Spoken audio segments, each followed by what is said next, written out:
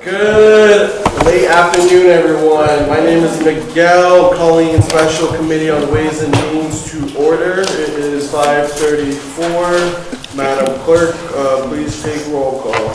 Chair Sanchez. Present. Vice Chairman Taylor. Here. Councilor Anderbois. Here. Councilwoman Graves. Yeah. Councilwoman Peterson is absent. We have 4 present and 1 absent. We have a quorum. Thank you. We'll give Councilwoman Pearson 3 seconds to walk in and have the record reflect. She's here. I'd also like to recognize Councilwoman Harris here, council staff, city clerk's office, city solicitor's office. Thank you. So noted. At this moment, I'll entertain a motion to waive the reading of items 1 through 5. Second. Motion made by Councilwoman Anderbois, second by Councilwoman Graves. All those in favor? Aye. Any nays? Nope, the ayes have it. Thank you. So at this time, I think we will swear everyone in who will be speaking before this committee.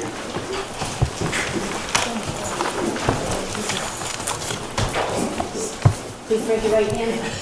You swear under penalty of perjury that the testimony you're about to give is the truth, whole truth, and nothing but the truth. I do. We do. Please state your name and titles for the record. Sarah Silverio, Finance Director. Owen's their Chief People Officer. Silas Pinto, Deputy Chief People Officer. Elder Gamache, Fiscal and Operations Officer. Joe Wilson Jr., Director of Art, Culture, and Tourism. Kate Kennedy, Senior Vice President, Employee Benefits, USI. Michael Naducci, Administrator of Elections. John Sebastian, Director of OSHA. Maria Lomax, Manager of Talent Acquisition. Ashley Fioravanti, Deputy Chief People Officer, Total Compensation.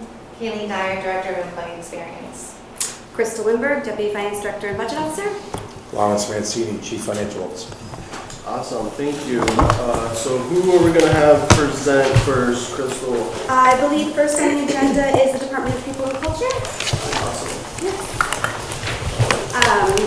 Chairman, we also have a presentation from USI on the status of our medical benefits for next year. So I think what would maybe make most sense is we go through the Department of People and Culture, and then I can invite Kate up and she can give a presentation from USI on the proposed medical budget from next year. Does that seem That works for us, yep. okay? Wonderful.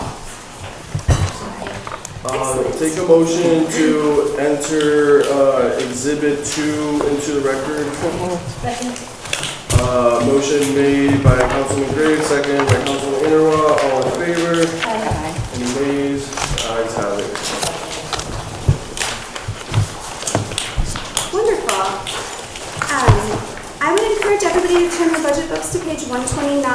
This is a multi-division department. We're going to be beginning with the Department of Diversity, Equity, Inclusion, and Belonging, also known as D. So it makes sense if we're all starting in that same place.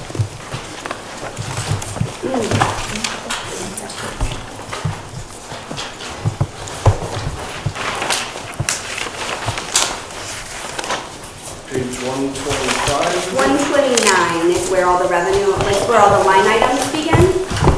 There's additional narrative information that I would encourage you all to read through, but I think these numbers are where we're going to spend a lot of our time today. Before you rewind. Oh, sure. Continue. Alright, so before she jumps into the breakdown, I prepare remarks every year and I'd like to continue to present as such, just so you have an understanding of where we're at, our efforts for this past year and our plans for the year forward, for an overarching context, if that is alright. So, good evening, Chairman Sanchez, esteemed members of the Council, Special Committee on Ways and Means, and colleagues in the community of Providence. For the record, my name is Paul Winsby. I'm the Chief People Officer for the City of Providence. I am joined by my colleagues, Deputy Chief Ashley Fioravanti, Deputy Chief Dr. Silas Pinto, Directors John Sebastian for OSHA, Manager of Talent Maria Lomax, and Director Dyer for Employee Experience and EEO Officer for the City. I'd like to first thank you for the opportunity to present the Department of People and Culture's budget. At its core, I would posit that this budget is a responsible and disciplined one. One that is largely level funded with modest targeted capital and service transferences, and increases to ensure that we sustain operations while continuing to modernize how we support the city's workforce. As reflected in the budget materials before you, our structure spans across our HR executive administration, including the Office of Employee Experience, the Office of DEEB, Diversity, Equity, Inclusion, Belonging, Talent, and Office of Occupational Safety and Health and Total Awards, formerly known as benefits. Each are aligned to support a service-driven workforce. Over the past year, our focus has been on building the framework for a stronger, more consistent people infrastructure for the city. One of our most significant accomplishments this year has been the complete reform of the Providence Workplace Policy Manual. It is a comprehensive effort that modernized our policies, incorporated legal and regulatory updates, and introduced a more people-centric framework that I can pare down to 3 words: rights, rules, and responsibilities. This work was accomplished through extensive cross-departmental collaboration, leadership alignment, labor negotiation, and stakeholder buy-in, and it now serves as a foundational guide for how we operate as an employer. In parallel to the work of our DEEB, talent, and employee experience teams, informally we call our teams of equity, inclusion, and talent, we have made measurable progress in strengthening our workplace culture and accountability. We have reduced employee settlement cases by over 60%, reflecting improved practices in employee relations, training, and workforce intervention. We've also made meaningful investments in learning and development.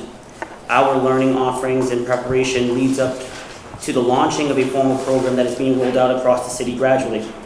This builds on the success of our Deep Learning series, many of us in this room have participated in, and will now include other workforce and HR-related offerings such as expanded safety trainings, benefits education and information sessions, managerial supports, and employee rights and non-discrimination programming, ensuring our workforce is both informed and equipped to serve the Providence community effectively. At the same time, we are preparing for the future. We are seeing increased demand in key areas, including occupational safety and injury management, medical utilization and experience, and data tracking, as well as other broader departmental service needs. In response to this, we're making thoughtful investments in planning, staffing alignment, and operational capacity. We are also taking a deeper, more strategic look at the performance of our employee benefits programs, working closely with our consultant, who is here today, USI, to evaluate cost drivers, utilization, and long-term sustainability. Our department, beyond such, we continue to collaborate with partners across the city and affiliated entities. We work more closely today with Providence Public Schools, Providence Water, and others to strengthen our collective approach to workforce development. This includes resource assessment and sharing, supporting talent pipelines, as highlighted by the hiring of over 80 Providence High School graduates into city roles following the ordinance that rolled out in support of this focus and other measures, advancing both opportunity and local workforce investment. We are also advancing technology modernization efforts, from improving benefits administration and enrollment processes with a phased rolled out targeted for this open enrollment, to partnering with enterprise-wide initiatives such as collaborating with IT and others on the city's ERP project and supporting reformed promotional processes within public safety. All of this work reflects a constant theme. We are not simply maintaining operations. We are not the traditional HR department as we used to be. And we are working towards building a modern, responsive, and accountable people function that can meet the evolving needs of the city of Providence. This does not negate or move blind to the challenges that lie ahead. And this budget represents a balanced approach. It's grounded in fiscal responsibility, and I cannot give enough credit to the finance team for the work that they do. It is informed by data and direction, and aligned both with current demands and future priorities. So we stand today confident in our ability to deliver on this work and continue supporting the city's workforce and its mission to serve Providence to its greatest asset, its people. And as she presents our data for you today, I welcome any questions you may have. Thank you. Thank you, Chief. Wonderful. Okay. So included in your packet for me, you'll have the PowerPoint that I will walk you through with all the changes in the budget for all the divisions in the Department of People and Culture. There is also a PowerPoint from USI that we'll review after this presentation wraps up, as well as an org chart from the department that lists their current staffing, as well as annual salaries and names, which has been a request in previous budget seasons. Thank you. Okay. Yes, wonderful. We can turn to page 3 of the PowerPoint. Total, the first division we'll be reviewing is the diversity, equity, inclusion, and belonging. Total expenditures have increased by 776%, but before we get sticker shock, it's important to note that there were 10 FTEs and related service and supply line items that were previously budgeted under the HR Executive Administration Department that have been moved into this department, and so it is actually a budget neutral move. You'll see the decrease in the upcoming slides. If we move on to slide 4, we'll do a deep dive into salaries. Total fiscal 2026 salaries were budgeted at $59,923. They are now budgeted at $938,431. An itemization of all of the staff that have been moved out of the HR admin division and into DEEB are itemized here for you all to look at. Additionally, there's a cost of living cost of just under $300 and some step increases for union staff members that have been budgeted. Question, Crystal. So Yeah. is there one position that's staying in? Yes. What's that So there are position? 2. It will be the chief people officer and human resource business partner. So those are staying? Those are staying. Under administration? Yes, yep. Yeah, if you look at the org chart, it kind of helps clarify it. You can see like the very clear line that's going to stay under HR Executive Administration. And then under Dr. Pinto, you can see how the staff that were previously under HR admin have moved over. I believe Dr. Pinto actually had been previously budgeted in HR admin as well. There was just one FTE that was here. Okay. Again, slide 5. The line items for this budget have been broken into fixed and discretionary costs. The first discretionary cost is $14,000. This is staff parking at the Civic Center garage. This is a contract that was recently went out to bid a couple of years ago. This is actually saving quite a bit of money on staff parking as a result of that RFP. There is also a nominal investment of $3,500 for postage, which is necessary in this department. But it's considered a discretionary expense because we can turn up and turn down how much we mail things. Advertising and marketing is under fixed cost. We are, that's partially how we categorize things. The bulk of the advertising and marketing in the city's budget is for folks like the clerk's office and the Bureau of Licenses who are required to post and advertise their public meetings in Providence Journal. Dues and subscriptions have been budgeted at $3,600. Those are for professional memberships. There's a modest $1,000 budget for printed materials coming out of this department. Private contractors has been budgeted at $25,000. It is an increase of $15,000. However, the bulk of that, again, has transferred over from the administrative budget. And there is $25,000 in for professional development. Again, this is another transfer from the administrative department. Office supplies are budgeted at $4,000 and copier and lease maintenance of $3,000. And again, these are transfers from the other division. Next, we have the HR Executive Administration budget. The line items for this division are on page 139 if you need to see any of the analytics behind that. As you can see, total salaries have been reduced considerably. Line items in general, around 75% reduction from 2026. Again, this is all due to the change in reallocation of staff and related service and supply line items. Salaries have been itemized on slide 8. Last year, they were budgeted at just over $1 million. We factored in COLAs and steps. And then reduced for all of the salaries that have transferred over for a net impact of net budgeted salary in 2027 of $262,000. No questions, I'll continue on. Again, fixed and discretionary items have been broken up in this budget. It is overwhelmingly a reduction in almost all areas. This department did maintain some funding for private contractors, which are necessary for arbitration fees, investigations, or other employee-related services. There also is a dedicated allocation of $15,000 in this budget for citywide learning and development, and $15,000 for attorney-related labor fees.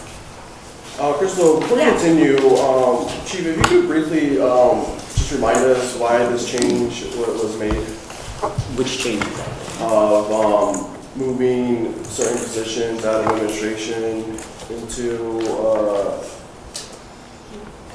what is it? That's appropriate. So we take a measurement of our budget utilization. Could you speak up, please? Sure. Can you hear me okay? Yeah. All right, I just want to make sure you can hear me. So we take an assessment of our performance through many metrics, including budget utilization. In the services that we conduct as we draw from our line items that are allocated to the divisions that fall under the umbrella of people and culture. What we have identified are fewfold. One is that there is an expansion and a shifting of this body work as it pertains to talent, employee experience, and DEEP. And there's a lot of cross-functionality that is shared amongst the divisions, though they have their own dedicated body of work and focus in the space of division of labor. Appropriately, there is an allocated budget for DEEP, so as we make those appropriate shifts, we are changing who manages those teams and the services that they conduct out of their appropriate budget to measure from the source of their budget. So you'll notice that with DEEP, there is a synergy that is being formed with our talent division that's allocated to that. And Dr. Pinto, who's here to speak to this today, who will also work with me in managing the employee experience team, has a body of work relevant to our learning and development that takes from those resources that are often drawn in exchange of those two budgets. So to dedicate them to a budget that's tied and tailored to them specifically, they're being shifted accordingly. But what you will find, what you probably have identified from Budget Officer Lindbergh's presentation, is that a lot of these moves are actually quite lateral. Right. Any questions? Yeah, Councilwoman Peterson? Thank you. Quick question. Are you required, or does your team require additional certifications or anything along those lines every year, every other year? How does that work? Yeah, so many of our members are professionally certified. Yeah. And we're very fortunate to have that as a feed under the span of our human capital here in HR, or DPC as we call it. And that requires professional development credits. We have a membership through SHRM. I am also SHRM and HRCI certified, probably too many times over. And what I will note amongst their team is that while some of them have positions that require certification by scope of work, others happen to have the certification, and we support them and utilize the resources of our membership through SHRM. Can I have a follow-up? Of course. So with regards to professional development for this particular department, for a budget of $25,000 that I see here, how many people can continue with that professional development, or is it just certifications? Like, how does that work? So the $25,000 of the professional development line item is not simply just for our certification, but we actually utilize those resources quite strategically to provide learning and development resources for other employees throughout the city. And this looks in many different forms, whether it's coaching, very unique or customized training segments to help the development of their teams, the management of employees, or managerial subordinate relationships, and the like. We've been quite creative with the money that we do have to provide those resources to them as well. Great. And then just one additional. Crystal, would you be able to help me, because maybe I'm not reading it right, but I'm looking at $15,000 in professional development on page 9. Then I'm also looking at it on page 5 is a different. Can you just explain that to me a little bit? Yes, I sure can. So what you're seeing on page 5, that $25,000 is for DEI co-pack programming, which Dr. Pinto can get into. I believe there's an external component to that programming, whereas the $15,000 you're seeing is in the HR Executive Administration budget. That is intended for professional development, not only for this department, but also citywide professional development. Okay. So, can I just ask one more follow-up question? How much do we have in professional development? How much are we spending on professionally developing our employees for the city through your department? Are we separating it out? That is the $15,000 allocation. Okay. Yes. Okay. Yes. All right. Thank you. Any other questions? Doctor, would you like to expand? Yeah, I can expand a little bit and say that as of last year, these amounts were just one total amount coming out of the executive budget. And what we've done over the course of the year is monitor and pilot different programs. And what you're seeing now is us moving it into where we will be permanently housed. So things that have to do with the talent and pipelines and workforce development is going to be under the D department and talent, under the equity, inclusion, and talent division. And the other components, the $15,000 in the executive budget, is where all of the other departments actually draw from in order to provide those services. Okay. Thank you. I appreciate that. Any questions? I think that's it. Wonderful. The next division is going to be Occupational Safety, Health and Administration, also known as OSHA. The individual line item details for this department are on page 144. The total budget has grown by 8.57%. The bulk of this increase is in salaries, as not attributed, or it is attributable to one additional FTE, and we will talk about that on the next slide. So if we move on to slide 12. Fiscal 2026 salaries were budgeted $244,000. There are budgeted cost of living increases of $8,557, step increases of $1,951. Additionally, there is a OSHA manager position that has been hired in this current fiscal year, and we were requesting additional funding for that position in fiscal year 2027. Was there funding in the current? We were fiscal able to year? find funding in this fiscal year to pay for this position. This was critical to help us manage our workers' comp cases. And there was some vacancies that didn't enable us to fill the position in fiscal year 2026, and we are requesting to continue that into 2027. And just to confirm, this is the first time you're sharing this request, right? Correct. This hasn't been discussed? No, this has not previously? been discussed, no. Excellent. The line items in this budget have also been broken into fixed and discretionary. The first discretionary line item is fees not classified. It is budgeted at $200,000 and unchanged from last year. This is necessary attorney fees and litigation related to our workers' comp claims. Private contractors have been budgeted at $90,000, which is a modest $4,000 increase. This is IME's our medical consultant that we pay to oversee the retirement board and help with our accidental disability and disability process, as well as the RIDLT annual assessment, which is increasing in cost annually. Any questions on OSHA? Councilwoman Graves, go ahead. Including those that are grandfathered in, how many people are on workman's comp right now? 58 people covered. That's kind of high, isn't it? And we were trending at 54, 55. Okay. What happens is there's always fluctuations. We have a couple of people that's coming off, but we'll have a couple going on. It varies. As you will see during the summer hours, you might get increased people coming in. Okay. Some will be going off. Our job is to kind of manage the cases to ensure that those employees are actively treating.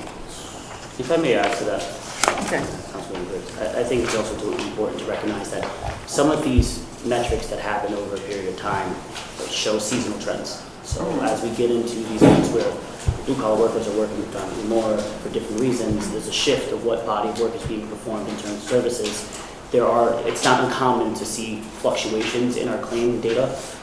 Notably, if you go back several years, the count of our claims on average have decreased. However, we are noticing a few things. One is that the cost of managing these claims continue to increase when you consider things like cost of living adjustments, et cetera.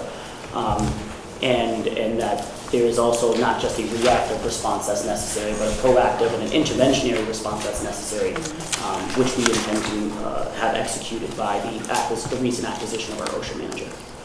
Okay. Go ahead, Councilwoman Graves.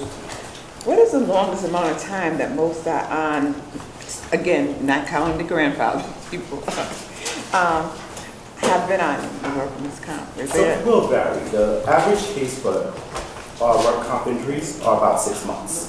Employee Okay. comes in, this is an average in the totality of the injury claim. But one individual claim can last longer than that. I don't want to give the impression that every claim will be wrapped up. You might have an employee that comes in and they return back to work within weeks. But I know we go through this every year, but. And if I may add, Mr. Chairman, members of the committee, on a 2,604 member workforce at 58 on average, it represents just about 2%, 2.5%. So probably well within industry standards for any employer, not just a municipal employer. Okay, that's all I have on it. Awesome, we continue. Oh, no, go ahead. Of course, Councilman Taylor. So the people, couple things. When the people are off workman's comp, or does that include police and fire too? So this does not include police and It's just fire. This is municipal. the Red City of Providence employees. At some point in time, like, is there like a time limit that they can stay off on workman's comp? So yes, employees that are on workers' comp are covered for 312 weeks. That's about 6.5 years. So employees that have been on workers' comp for this length of time would, at that point, we would submit a request to have their work comp benefits discontinued. Bear in mind, this removes them from work comp payroll, so they no longer receive indemnity payments. But those employees obviously would still be entitled to coverage for medical treatment. Would that be like, I'm using police and fire as examples. Would you at that point, after the 6.5 years, would you put them in for a disability or a regular pension? How does that work? Police and fire is covered differently. That's No, I know that. injury on duty. Yeah. His coverage is for Rhode Island work comp law. So the coverage for IOD, which we have been brought to consult on, is separate. That 312-week period wouldn't be applicable. So if the person stays off and then they run out, that's it, they run out. It either come back, are they offered a choice to come back to work or they got to retire? So typically, if the person is injured on duty, which is, you're referring to police and fire? No, Oh, I'm returning to municipal. I'm sorry. I was comparing, so someone's off for the 6 years, whatever it is, and you cut it off, you know the thing, you cut it off. What do they do then? Do they come back to work? In other words, they're not getting paid to work. So typically, when an employee can't, when an employee is out for that length of time, it's most likely because they're unable to come back to work, or there's no reason for them to come back to work. I don't want to say they're unwilling. That employee is most likely not returning back to work. There are some employees who approach that gate period, they go back and they're clear. I would say that is very minimal. That's not usually the trend. An employee that's on that typically is applying for accidental disability. They are following up to for regular service retirement because they would no longer qualify for workers' comp. How many people, I know there's 58 off, but how many people are close to that 6 years? We have 2 people. 2 people? 2 people that are approaching that gate, and they will be off as of August and September. That's it.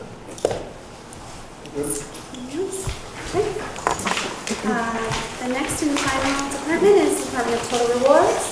This department manages all of the benefits of the city of Providence with the exception of pension.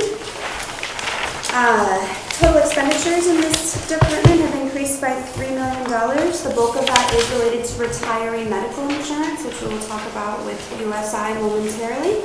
If we continue into the slide 16, we can look at total salaries for budgeted in fiscal year 2026 at $551,000. We have budgeted cost of living increases of $1,000, step increases of $15,000, and a reduction of $26,000 to the salary line due to staff changes throughout the year. There are some folks that were at, the 5th step of their current position that left and were replaced with someone at the 1st step, and so that has resulted in a little bit of a budgetary savings in not only the current fiscal year, but also going into next fiscal year. But there are no changes to total budgeted FTEs in this department for next year. Their fixed and discretionary costs have also been broken into, or all of their service and supplies have also been broken into fixed and discretionary. There is really only one line item in this budget, and it's a private contractor expense.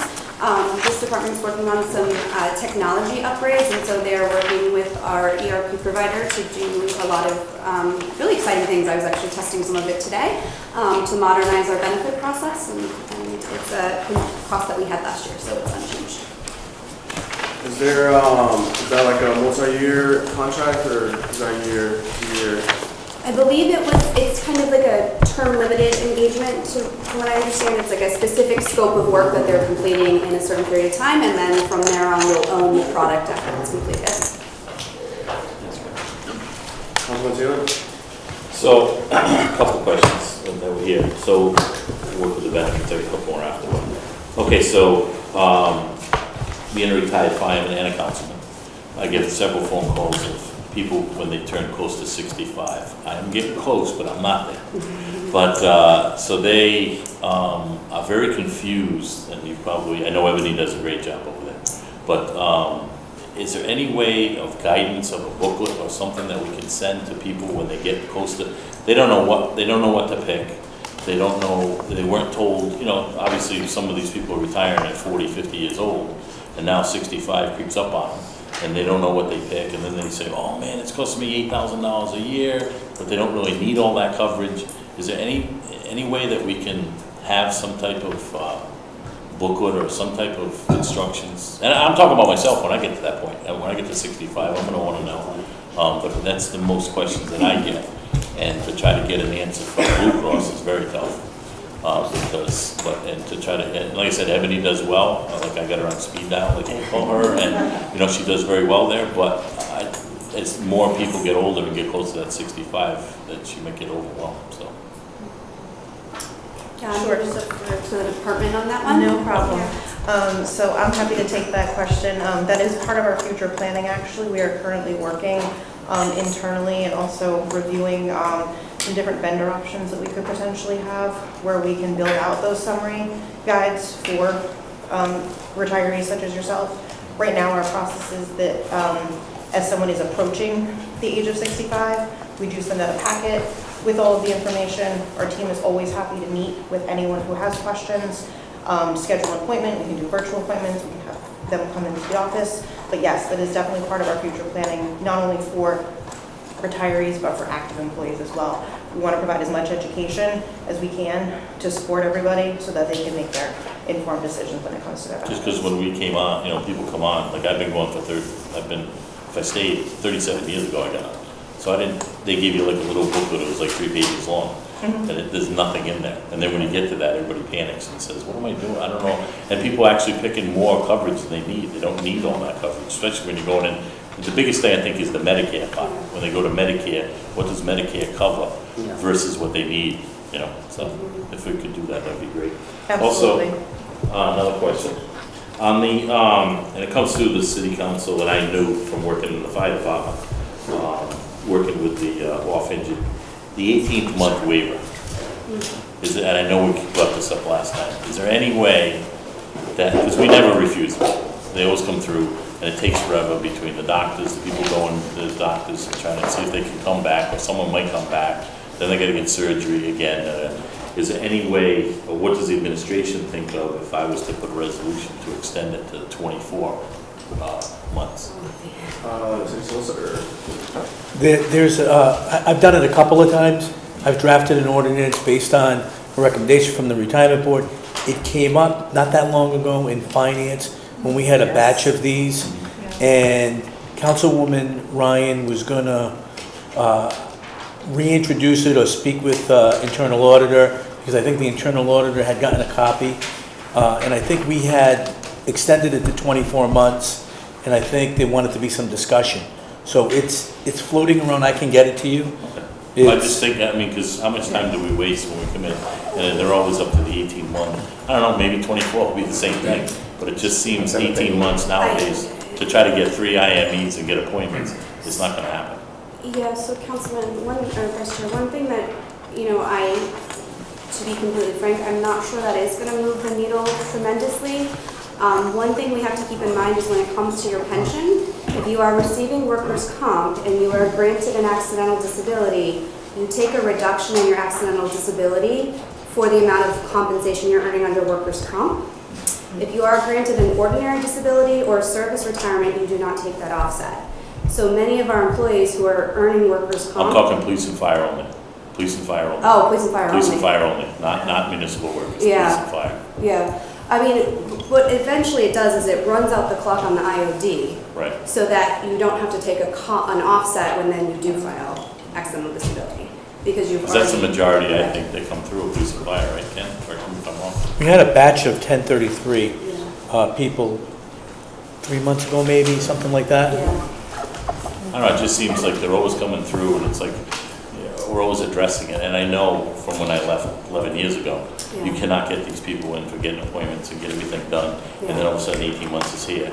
And then if it's up to the fire department to do it and say, hey, you gotta get these in because the 18 months here. Yeah. And sometimes we're knocking on the door, or sometimes we're going past the door.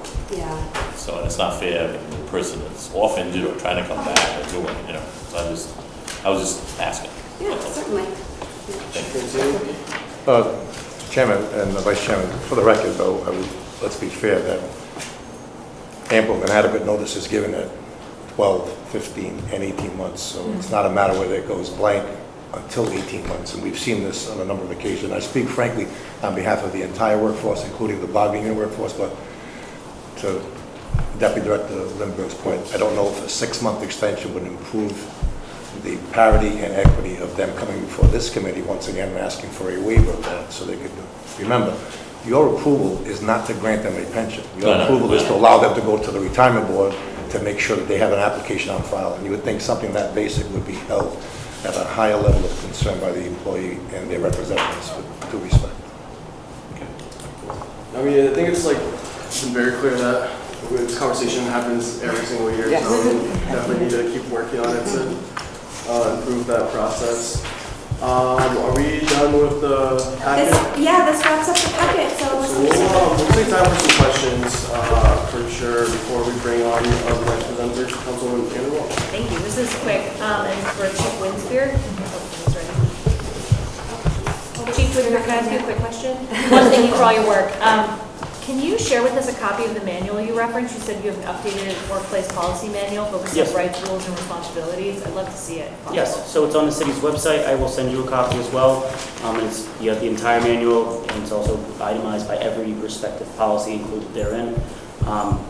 But yes, I'd be happy to send it to you as well. And who worked on that? Was that you and your team, or were there other city workers? I'm fortunate that myself and my team, we also created a cross-functional and collaborative approach to this, where we created a policy working committee with other department directors and employees at all different levels and representations of the city included therein, and went through a multi-step phase process as well as a multi-review process as well, and then effectively negotiated with the appropriate union for employees that are impacted by the personnel system and therefore its respective policies to come to this conclusion. Cool, thank you. Thank you, Paul. This is a good opportunity. Feedback that I have gotten from other members and members of the committee, it's my own feedback as well. Sometimes during the budget process, this isn't specific to this department, but sometimes we ask for follow-ups or further documents, and we have another meeting on Thursday, and sometimes we forget that we even asked for it on Friday. I know you guys are very busy as well, so we could get into some type of routine of sending, as long as they're reasonable, request of documents to the city clerk, if that works, and then she could send it to the rest of us within a day or two, if possible. Obviously, if it's a bigger ask, we'll be reasonable, but just to get in that routine while we continue this budget process. Councilman Peterson and Councilman Taylor. Forgive me, I think I might be asking the same question as Councilwoman Andrew Block, but I remember last year at some point in this committee, or in the budget process, we had talked about salary review. Was that what you were referring to? Okay, Yeah. good. So we had talked about there was going to be some conversation around salary review, and I just wanted to follow up and see where we are with that. Yeah, so we had just actually very recently met with the union, the appropriate union that'll be working with us on this project to review the vendors who have bid on this project. We launched our RFP to bring in a consultant that will work with the city and this department and the appropriate union on those positions, particularly for compensation analysis. We will be presenting a selection to the Board of Contract and Supply at the upcoming appropriate meeting following our submission of our recommendation, but we have identified in collaboration with the vendor that will move forward. This project is slated to move forward, and we anticipate having it executed in FY27. Okay, thank you. Councilman Taylor? How many, I should ask this before, but how many employees are off with leave without pay? Leave without pay? Yeah, like when someone, leave without pay. I could not answer that question at this time. I can respond. Okay, and also, just a quick one, because I know there's one out there floating around, a non-union person that's off leave without pay. And I believe they've been off for several months. And I just want to make sure that you know that if they get paid over $10,000, which I believe they are already, that should come back through this committee or the finance committee. Yeah, so I would just note for the... I don't want to say names, I'm not here to do it, but I just want to, I know there's someone out there Understood. that's a non-union person that should come back here, because I don't personally know why they're still... I believe you're And that's referring a to leave without pay. settlements that would go before claims and pending suits, and Attorney Chevrini, correct me if I'm Are you incorrect. referring to a They're not settlement? going yet. They're not going. But are you referring to a settlement? I don't know what's going on. Okay.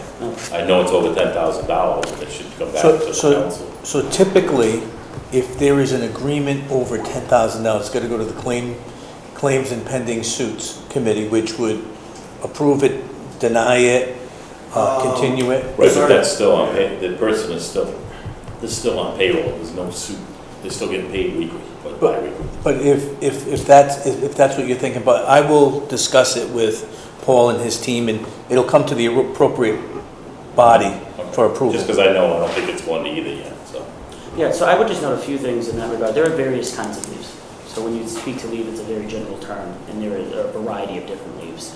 Some are paid, some are unpaid. Some are for personnel reasons, some are for their legal rights and or medical reasons, what have you, right? So while there are a list of different kinds of leaves specific to leaves that may pertain to, particularly in terms of like relations matters or personnel matters and things of that nature, those things happen for a variety of different sub-reasons that I would be happy to discuss in any particular case in executive session relevant to a personal matter. As you know, I am not prepared to discuss that today. But what I will note, however, is that any settlements that are drawn and factored, either below or above that $10,000 threshold that you cite, I'm happy to share with the Claims and Pending Suits Committee.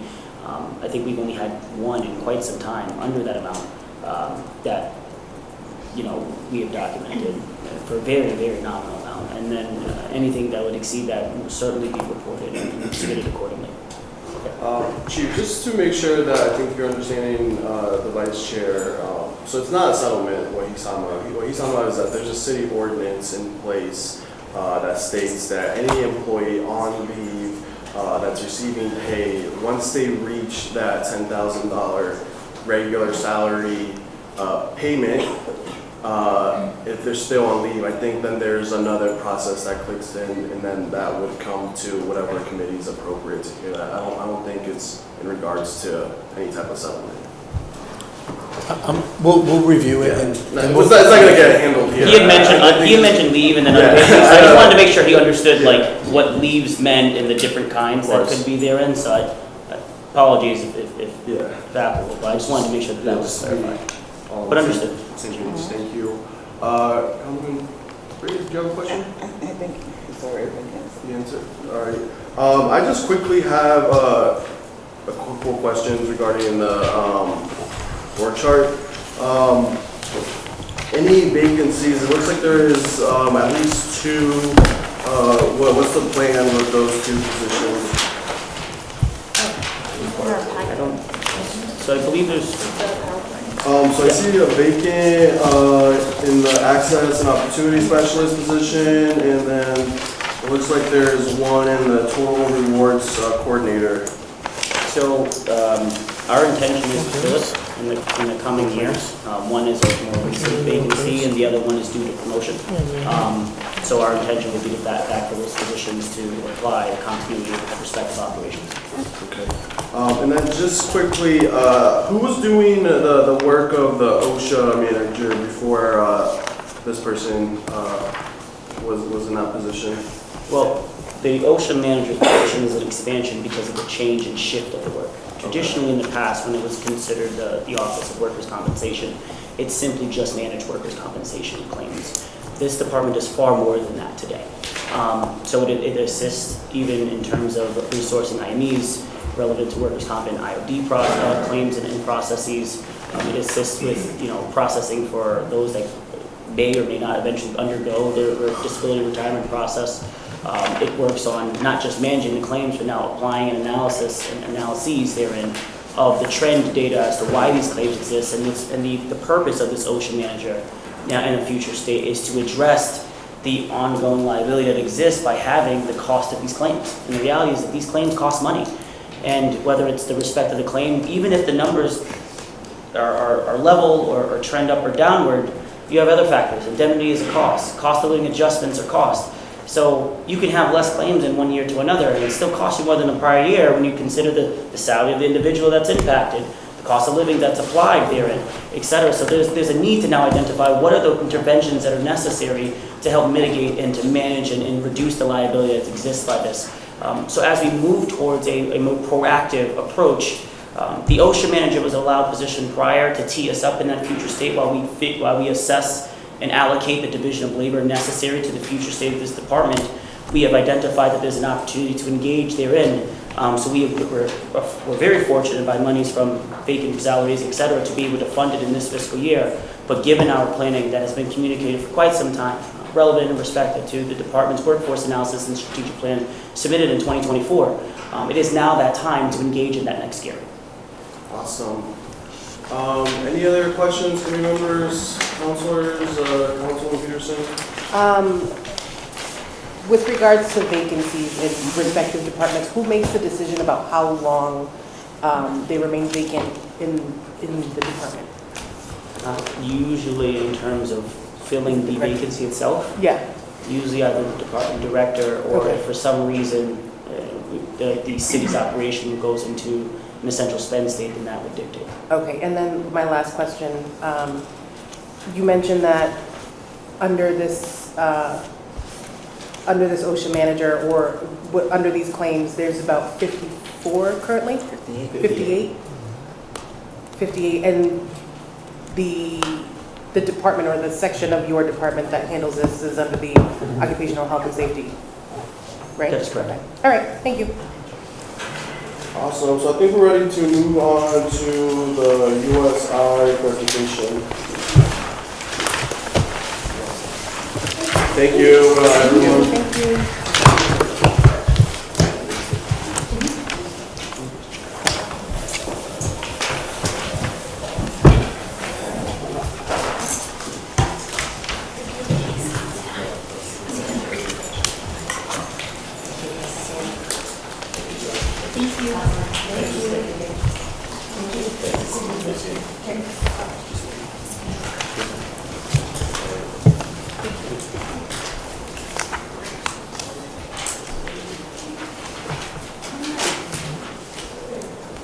I think we're ready.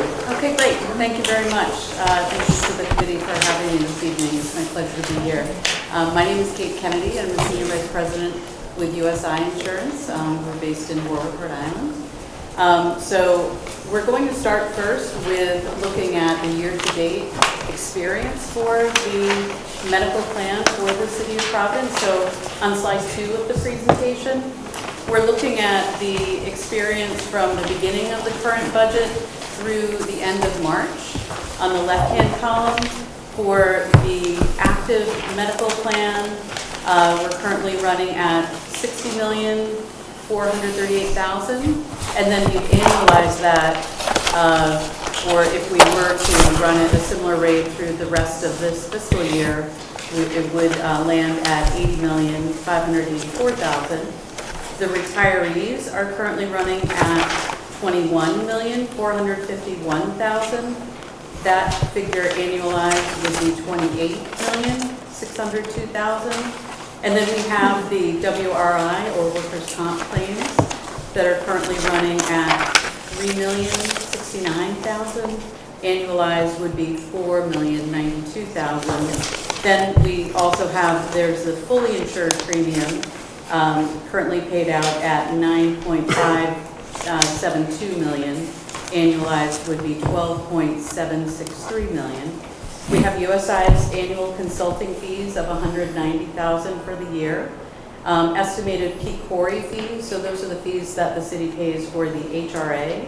Estimated Medicare penalties of $351,000. We have the current CVS rebates, so these are the pharmacy rebates that have been received, which are $9.618 million, so significant number that has been returned to the city.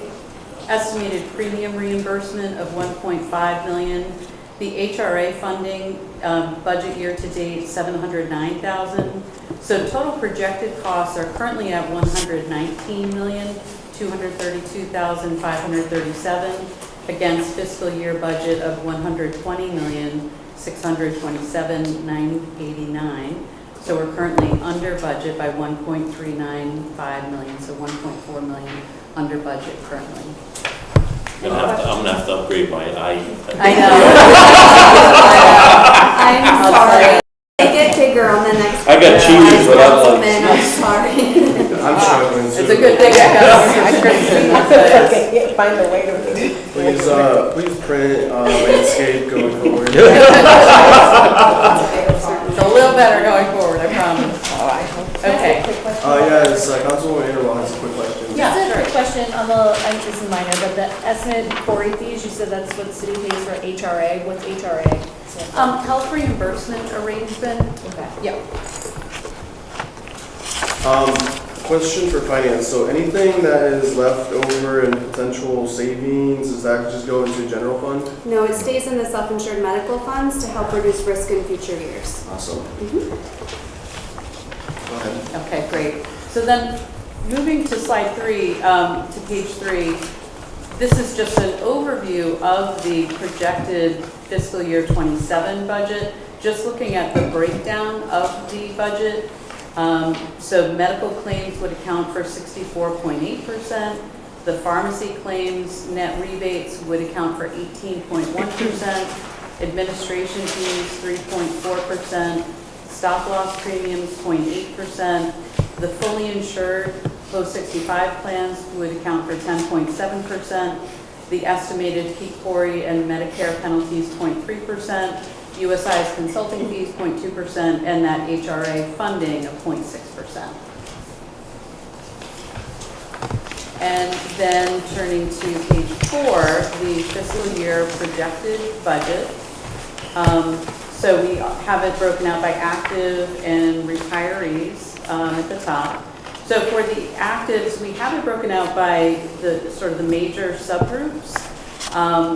So just looking first at a total population by actives, for the full active population of 4,389 subscribers, the projected change to budget would be 3%. And there is some variation among the work groups, and that's based on the sort of varying experience of those work groups, city, fire, police, water, school, based on how the claims are actually performing year to date. So that's based on USI's underwriting calculations, but the net impact for all of the active population would be an increase in budget of 3%. For the retiree population, there is also variation among those work groups, but the net impact to budget, the net increase there would be 6.5%. And then if we were to blend those two together, the total increase to budget would be 3.9%. These two represent the self-funded portions of your medical plan. And then the bottom portion would be your fully insured groups. And we are projecting, the guidance we've received from Blue Cross is we're expecting an increase of 10% on the fully insured premium. And so then the blended increase for the total plan cost for the budget year would be 4.5%. And just to sort of put things in a little bit of context, in terms of, what we're seeing in the market, from a self-funded perspective, what we are seeing in general is, we are seeing some unprecedented medical trend these days, and I'm sure many of you are hearing from, some of you, perhaps your constituents and from businesses in the area and such. From a self-funded standpoint, we're seeing standard increases of somewhere between 8 and 10%. And then from a fully insured standpoint, in the state of Rhode Island, fully insured plans are regulated by the Office of the Health Insurance Commissioner. And Blue Cross Blue Shield, their large group plans were approved for 2026 for an increase of 19%. And so the 10%, even though, yes, it sounds like a high number, still, it could be much worse. And if I may, Mr. Chairman, just for some historical content, the finance team. We love historical content. The finance team having been together minimally 10 years in putting this together, and the self-insured model has been around more than 50 years in Providence. In 2000, for the 2016 budget, that budget was priced at 100 million versus today's 120 million.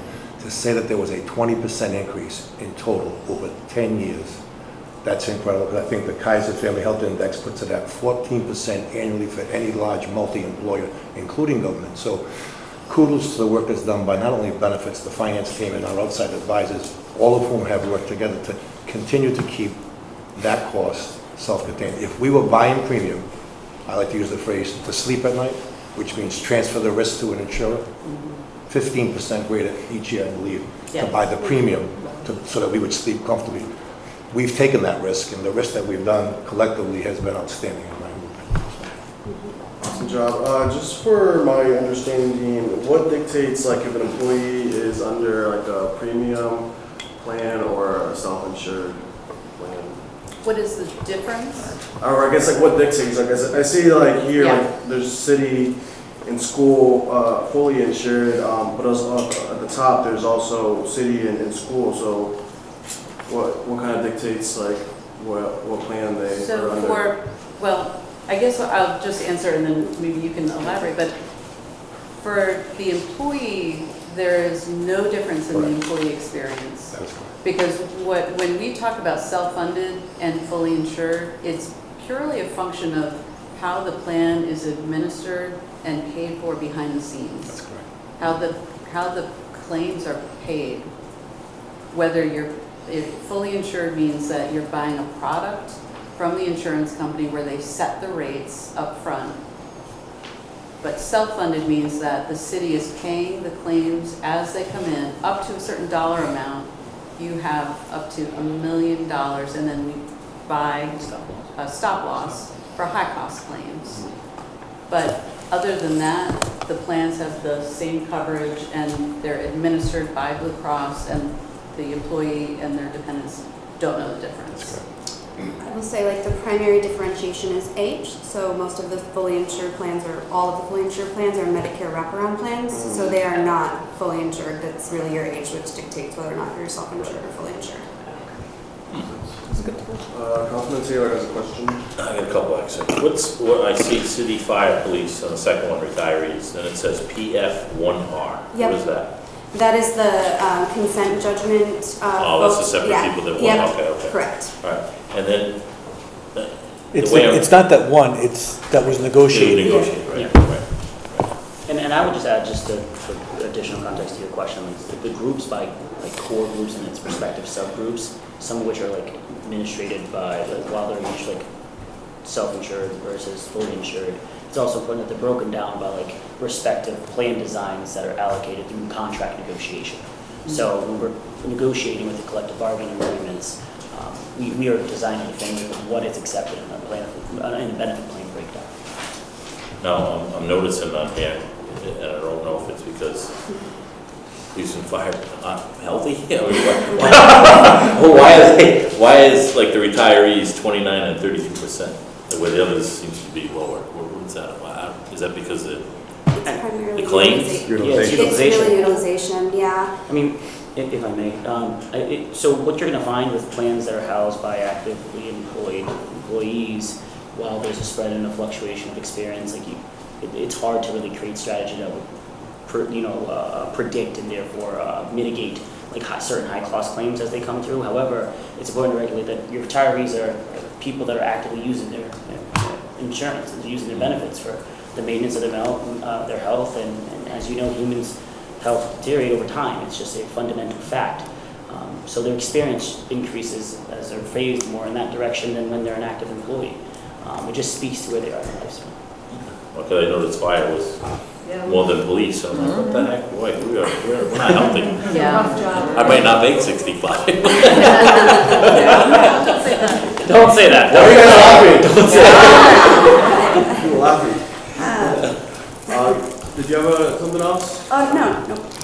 I think just. Oh, no, you go. Yeah, sure. So page 5, just a few caveats to the budget.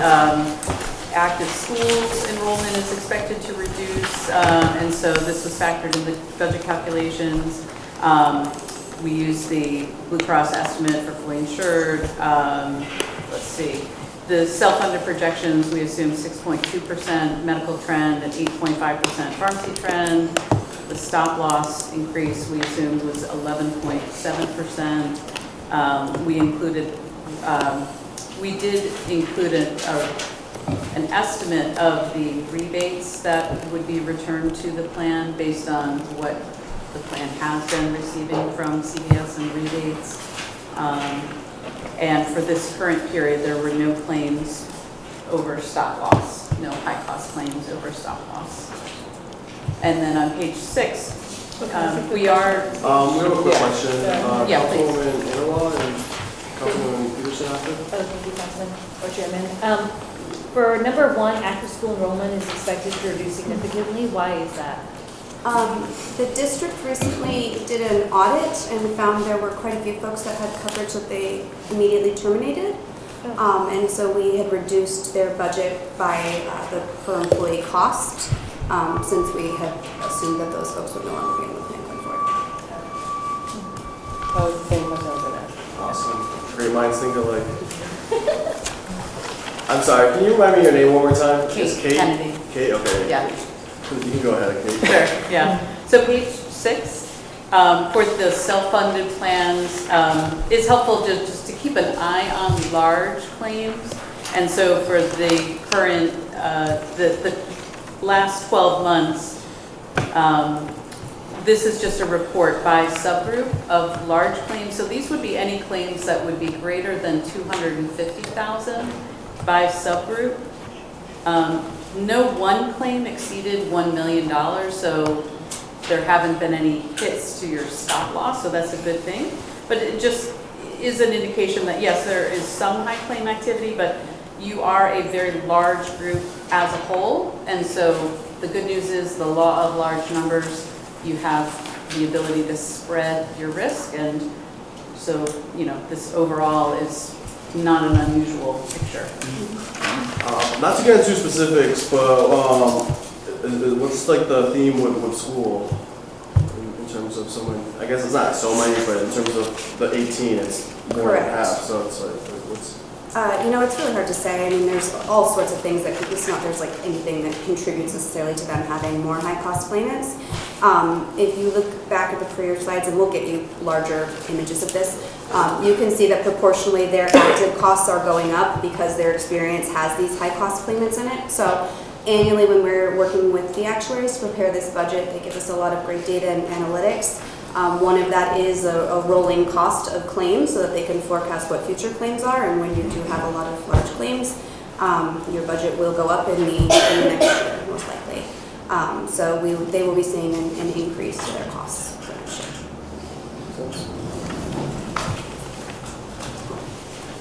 And then just to round things out, the dental projections on page 7, we've received the Delta Dental renewal of 4%. So this is just illustrating the dental projection, which is relatively straightforward. Is vision not included in this work? Vision's considered a voluntary benefit, so I'm not sure where the status is of that. No, it's with MetLife, it's Davis Vision. But Vision is strictly funded by, or I should say it's employee paid. There's no cost to the city.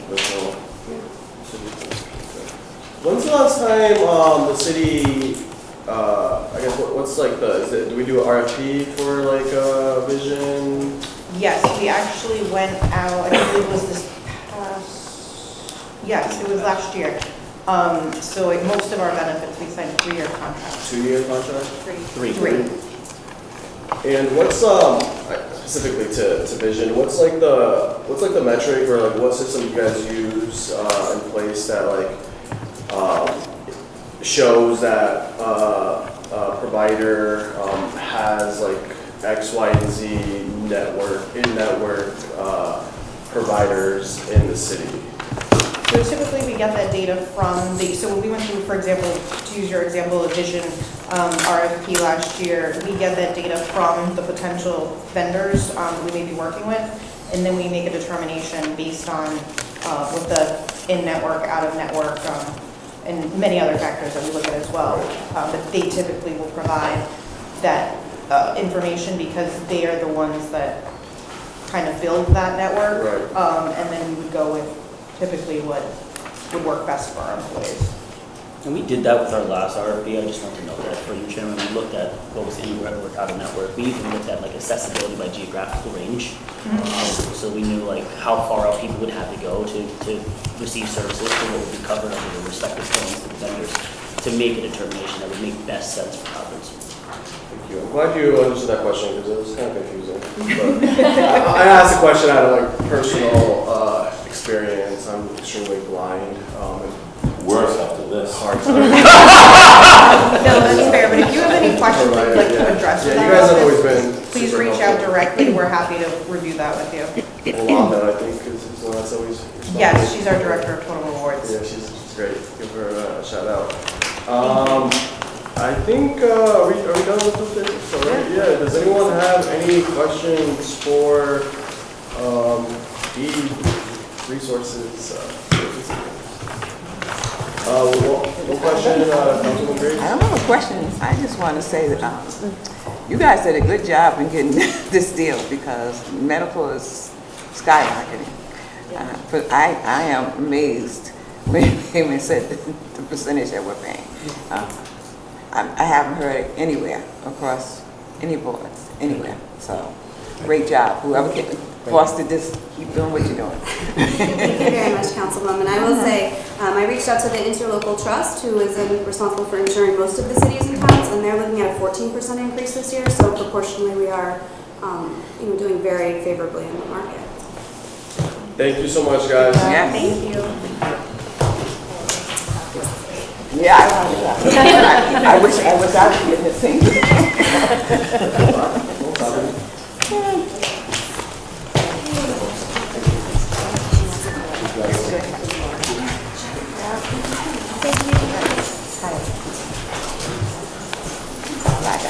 Oh, you didn't say anything, Cyrus? Okay.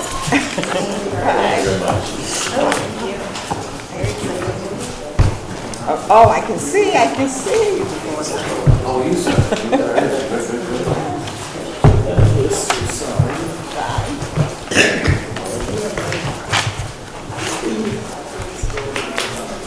Thank you.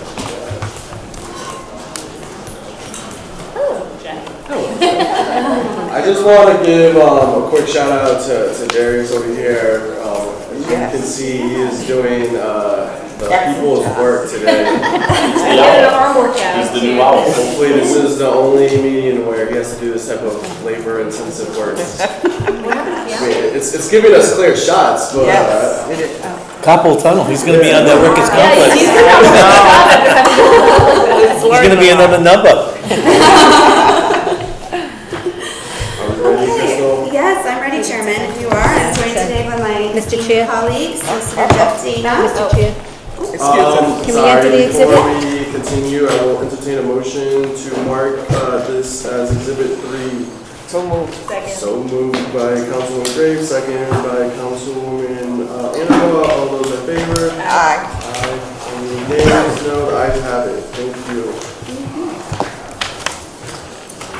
Revenue and expenditure details for this department can be found on page 179 and 180 in the budget books.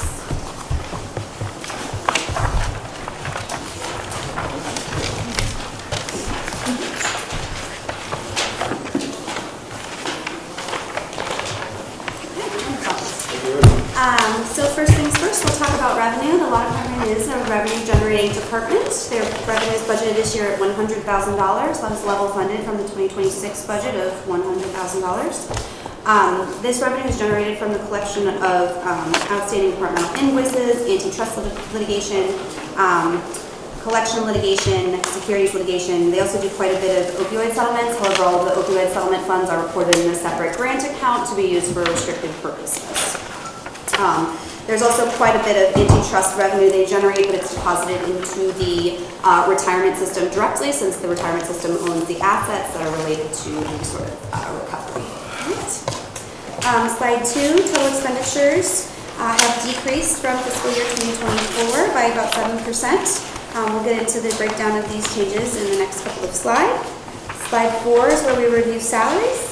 Fiscal year 2026 salaries have been budgeted at $2,831,184. Fiscal 2027 has adjustments for cost of living increases at just under $100,000, bringing the proposed fiscal 2027 salaries to $2,924,543. Additionally, not noted in here and at no cost to the budget, this department has requested to allow for law clerk positions. This is a new title. The job description has been included in your packet for your reference. And the solicitor can elaborate a little bit more on these positions, but they're a recruitment technique to help him recruit and retain qualified staff in his office, which is a really critical role, particularly given to the in-depth knowledge and a lot of things that you need to learn in-house that you really can't learn outside of the city of Providence.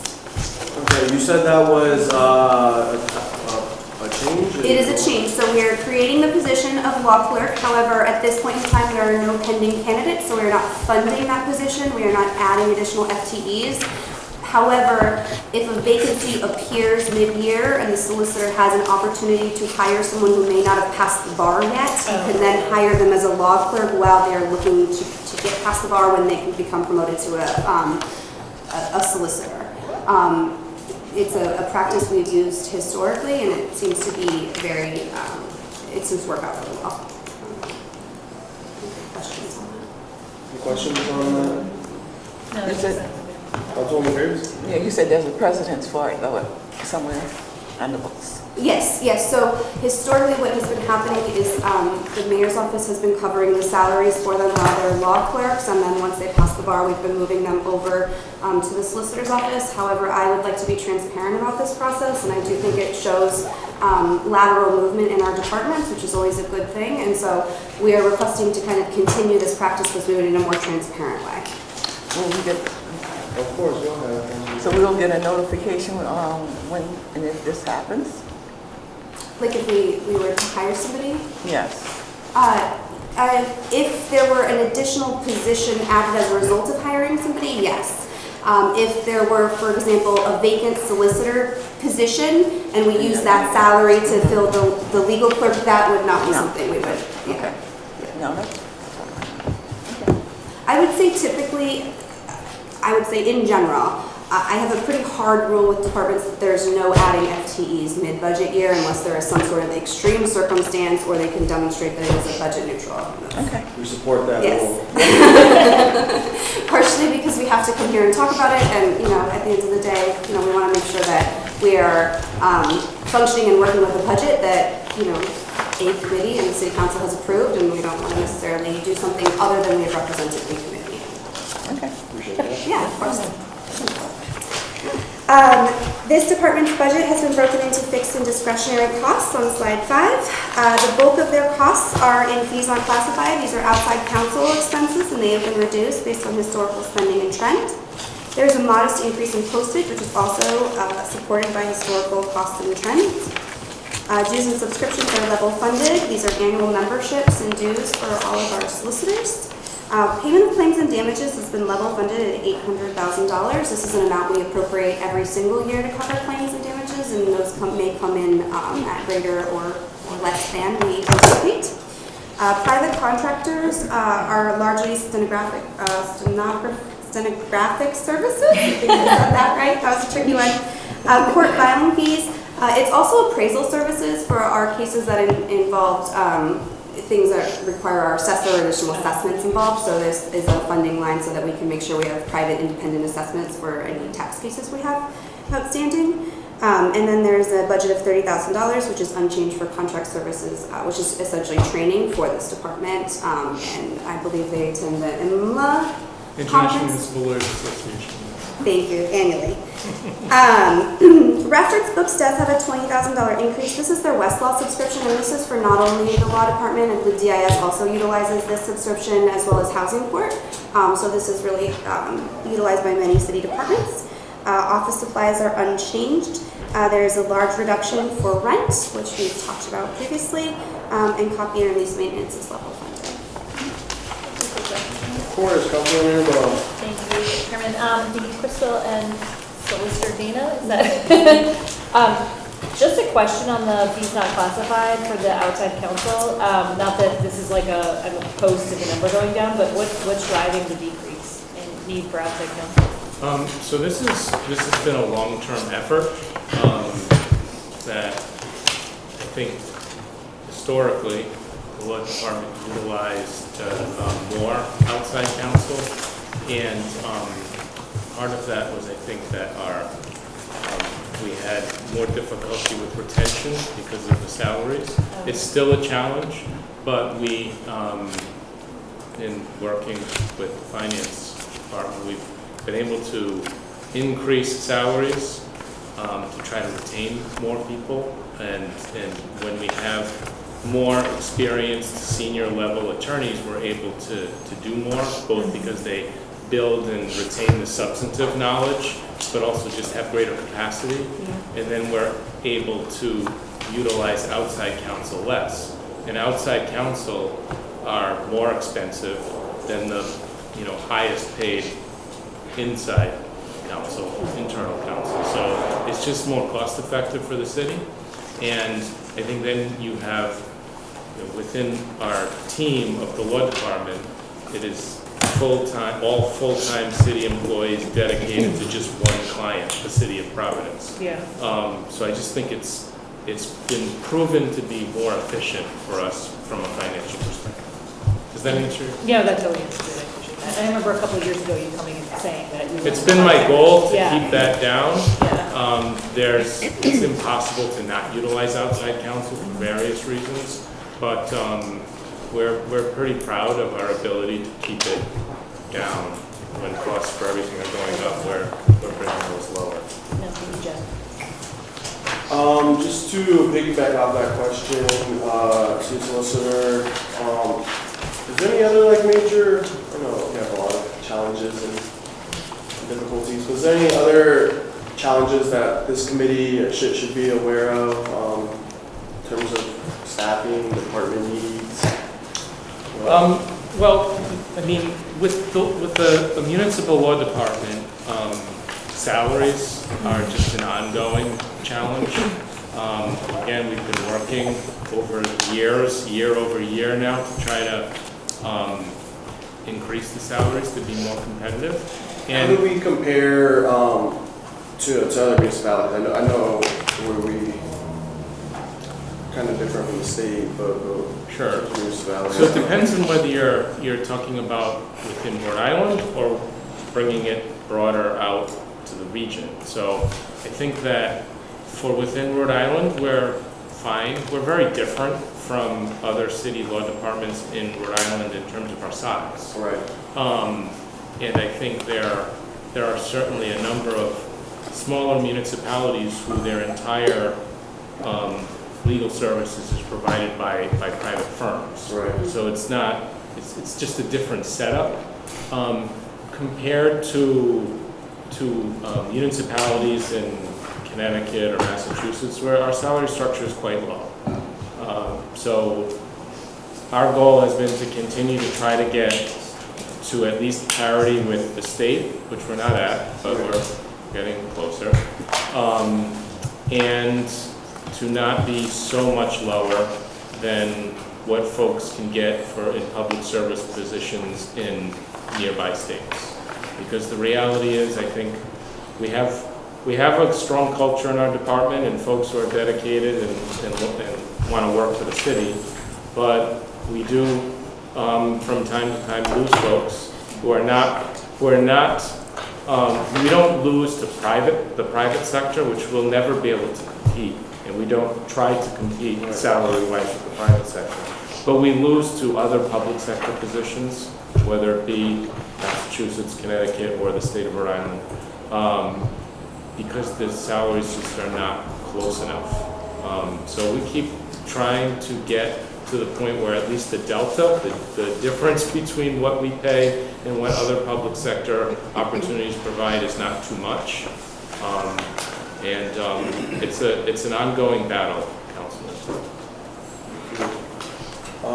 Is there any other questions by committee members or Councilwoman Harris? Councilman Taylor? If, I'm trying to figure this out. try to say something, let me see, so I don't get in trouble. But, you know me, I get in trouble, so. Say something bad. We support good trouble. I know you represent like departments and stuff, right? So let's say, the retirement board, I'm gonna pick on them, and they have a decision, and they want to say, you know, we want to fight this case or whatever. Would you go by their recommendation and fight the case, or can you, or would you settle it on your own? So in each of those, to take like in general, the big picture is our client is the city of Providence. So which that includes legal representation for every single city department, every city officer, board and commission, the council, the administration. If there is a matter before the retirement board that is leading to or could lead to litigation, then we're going to be taking guidance on that from the retirement board. Presumably, such litigation would flow from a retirement board decision. You know, I think one thing we spend a lot of time on, and part of the reason we're so involved with the Municipal Lawyers Association, is there's often a lot of complexity to how you represent a body like a municipality. So we're guided in terms of who the decision maker is, predominantly by the city charter. So I don't want to start getting into like detailed legal conclusions here in a budget meeting, but I'll say that we always focus on the law to determine, you know, what our next step should be. And when it comes to who should be guiding litigation, that's most commonly the Home Rule Charter, but we look at state statutes, city ordinances, the entire body of law. Thank you. Councilwoman Graves and then Councilwoman Peterson. How many solicitors do you have on staff? So we currently have 16. Okay. And how many work remotely? Nobody works remotely. There are times where someone, like, so we don't have any official remote working policy, but there are occasions where someone needs to get work done because there's a trial the next day, but they can't get in and they just need to work. So we do provide that flexibility on an as-needed basis. Okay. And on that line item that says payment and claims, what makes it so high? It's 6.6 million. Yep, that is a settlement that we have approved for in our legal accrual, so the actuals will not be $6.6 million. Okay. $5 million of that has been put away to pay for this settlement. So Okay. the payment of claims and damages come in throughout the year. At the end of the year, there's a process where the city solicitor's office works with the controller and finance to build what's known as the legal accrual. Okay. That is a confidential document that the solicitor provides to our outside auditors that gives a dollar assigned value to pending claims and suits that may settle in a period in time. And so the actuals that you'll see there really are predicated largely on what happens at that year-end process. And so that is when all of these accounts get screwed up. Okay. And do you, what's one more? I can't think of it.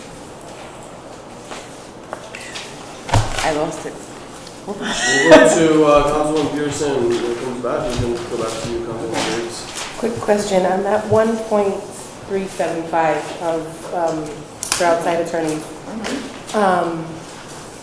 is that available for anything that comes to you from any department? So like if there's a concern coming from different departments, that is, and it requires outside sources, that's the funding that you use from it? That's correct. That's my question. Thank you. My final comment is, thank you for assigning Kenny to this committee because we really enjoyed him. Sorry, Kenny. It's a great comment. He wouldn't let anyone else take it. There's a lot of fights in the office, so. Yeah. I know being on finance and ways and means conflict, but we appreciate you. Just to confirm, City Solicitor, there's no vacancies in your department right now? There are 2 vacant attorney positions. And how's that process going?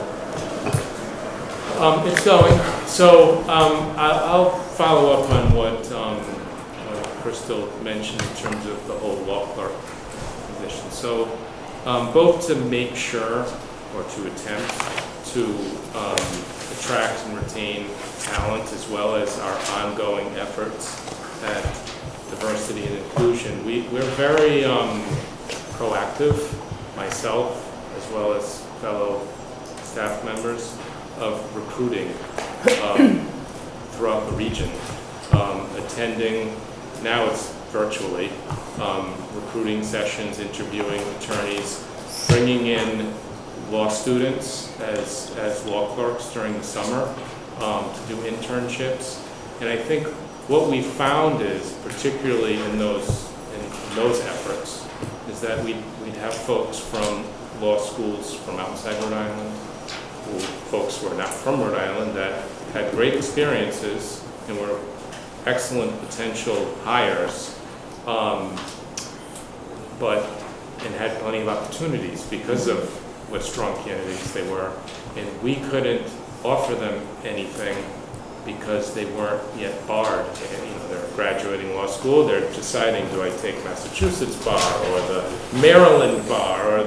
And to not be able to just hire them pending passage caused us to train as clerks some really good talent that then went and took positions elsewhere, who could hire them right away. And it's hard coming out of law school for someone to just not get paid for several months.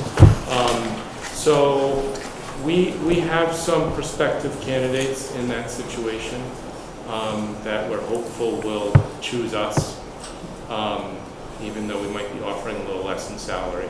So we're working hard on adding to our team for those positions. Appreciate that. Councilman Graves. Do you hire any former solicitors to be consultants? And if so, why? Any what? Former solicitors. Oh, former solicitors? As outside counsel, I don't know if any of our current outside counsel is I know we have had a former solicitor handle something as outside counsel, a minor engagement. I don't think currently. Okay. Any other questions? Nope. Thank you, Jeff. We really appreciate you. Thank you very much.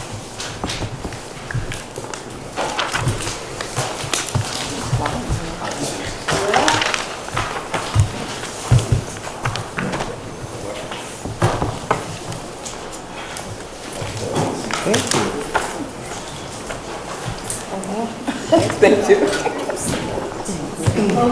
I'll take a motion to enter Exhibit 4 into the record. So moved by Councilwoman Earwell, second by Councilman Taylor. All those in favor? Aye. Ayes, any nays? Ayes have it.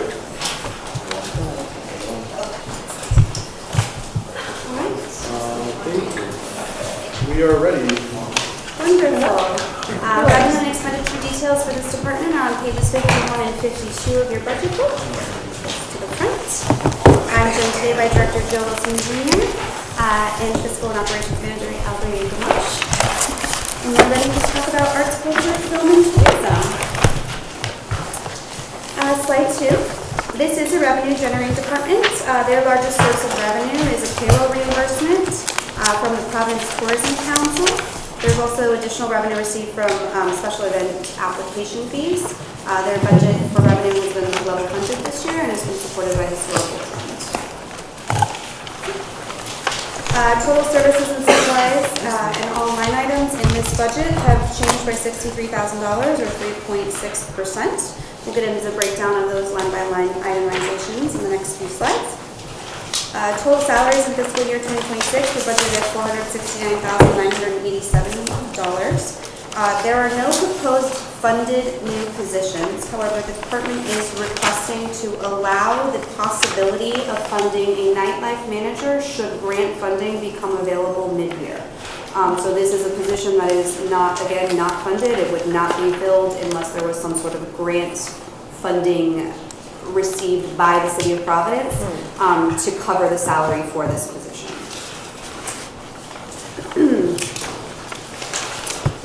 The service and supply line items have been broken into fixed and discretionary costs. First, we'll go through services, since there are quite a few services and supplies in this department.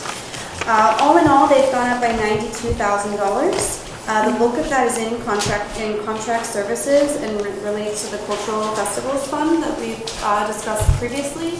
This is a funding source to enable our festivals to perform throughout the city and not face financial hardship as a result of that.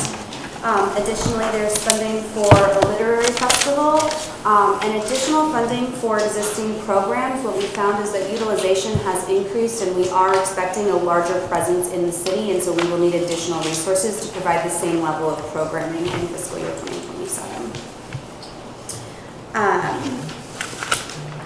Additionally, there's a small increase in professional development for them to attend some regional working training sessions for their staff. Total supplies have been reduced. That's mostly due to the change in rent. There's been a modest increase in grant expenditures for the Writers Scholarship, which I'm sure the department would look to elaborate on in greater detail. We have reduced, again, supplies due to the reduction in rent, which we are no longer responsible to be paying for. And there's been a small increase to rentals, again, because we are anticipating increased utilization, and there are certain things like portable toilets that need to be rented, and sometimes we need more of them than we have more people. So that's that. Now I'll turn it over to the director, see if he's any opening remarks or if there's any questions for him. Thank you, Crystal. Hey, everybody. How you doing? Doing great. How are you? What do you have for us? I know you're good with words. Give us You want a spiel? a brief paragraph or two. Well, first of all, we as a department are always grateful to the support that you all provide to our department. We, again, have, and this is not me making this up, but it's about talking to departments like ours across the country. We have one of the largest and widest scopes of work of any department of its kind in the country, which really gives us an opportunity to work cross-sector, to build cross-departmental relationships. And that's because we do everything from permitting every special event in the city of Providence, which requires deep collaboration with our city service team and deep community engagement. We produce signature events here in the city of Providence, and we do that very well. And as you all have probably heard, we're producing a big, giant additional event in the city of Providence this summer called the PVD Fan Zone, which has been officially sanctioned by FIFA as of last week. We steward an extensive public art portfolio. Over the past 3 years that I have been at the head of this department, we have commissioned 6 new murals and 50 additional art interventions around the city. And we have several placekeeping initiatives, whether that's the Providence Commemoration Lab, which we sunsetted last year, or the Broad Street Stories. We're always looking for opportunities to fund 501c3s, to create opportunities for our artists, but more importantly, to build an understanding in the city of how art and culture and tourism aren't luxury items. They're not nice-to-haves, that we are indeed an essential part of not only the city's economy, but we are also critical in terms of civic health and community wellness. And, you know, for example, we did a big study speaking to the position that we hope to one day fund with our Life at Night work, because we are continuing to respond to what is our second 10-year cultural plan, and proud to say that all of the work that we have going on in the department is in communication with that second 10-year cultural plan. But one of the asks of that plan were by our gig economy workers to find out, hey, what's our financial impact that we make between the hours of 5 p.m. and 9 a.m.? And we know here in the city of Providence that during that time, Life at Night, it is a $990 million sector for this city. So as we like to say in this department, we always want to remind everyone who has the power to do something about it, that our our budgets must continue to match our values. And so as long as I'm the head of this department, I will continue to fight every single day to center arts and culture and tourism in our story of Providence, centering the diverse voices that represent that space here. More importantly, continuing to make good on that moniker and our promise of continuing to be the creative capital. 10 out of 10, Director. Thank you. Councilwoman Peterson, and then Councilwoman Nero, and then Councilwoman Graves. Director, thank you very much for that. I always look forward to your welcoming of talking about the budget. Thank you. This isn't a pretty thing to ever do, and you make it very lively, so I appreciate that. I second, and I just want to echo how important I think this particular department is to what we're trying to do in terms of mobilizing economic opportunity here. I think it's substantial, and I think that you guys execute well under the limited resources that you have. I am curious, however, to find out, Life at Night Manager was something that was really pushed and requested last year. It was something that we had discussed substantially, because we understand that we understand the need. Not only our gig economy has come out, our small businesses have come out to say, we need to be able to facilitate, manage something, we need support. And that Life at Night Manager position was something that was substantial out of that. My ask is why we didn't try to find a way to include that in this particular budget this year, knowing that our business owners, our small business owners, and our economic development is really requesting a position of this nature. Well, I really appreciate that question. I think that the administration has done a really great job of trying to come up with strategies that center our neighborhood, center these cultural corridors, business districts. The way that we've been working with our small businesses in preparation, for example, with World Cup, that has been both a state and local strategy to make sure that our businesses are prepared, they're aware of how to do expansions, making sure they have the proper licenses and trainings. We've also been working with Skills for RI, for example, to build out additional assets specifically for creative workforce development. To be brutally honest with you, I think for the department, it really has been a matter of capacity. We are really maxed out right now in capacity, and I think also truthfully, while this position is very, very important, what we've been learning from our colleagues nationally and regionally is that we have to continue to be, while pushing forward with creating what I believe is a very important position, still remaining very intentional. And what we don't want to do is set someone up in this position for failure. And so we're continuing to make these incremental steps to understand what the sector needs. And I think then that will prepare us ultimately for when we're able to make the larger investment in this position that the sector deserves. So the work is continuing. There was a line item in the budget that speaks to professional development. Allie Barry and Ray Riley are meeting, every week and bi-weekly with cities around the country. Some who have Life at Night managers, some who don't have Life at Night managers, and we're hearing anecdotally best practices around how to ensure success with those endeavors. And so the work is continuing. I think that capacity has in many ways compelled us to slow down in that examination. But again, there's also been so much happening in the city, in the sector, both politically, socially, production-wise, that it's really forced us to take a few steps back. But what we're learning from the sector is that that's actually a good thing.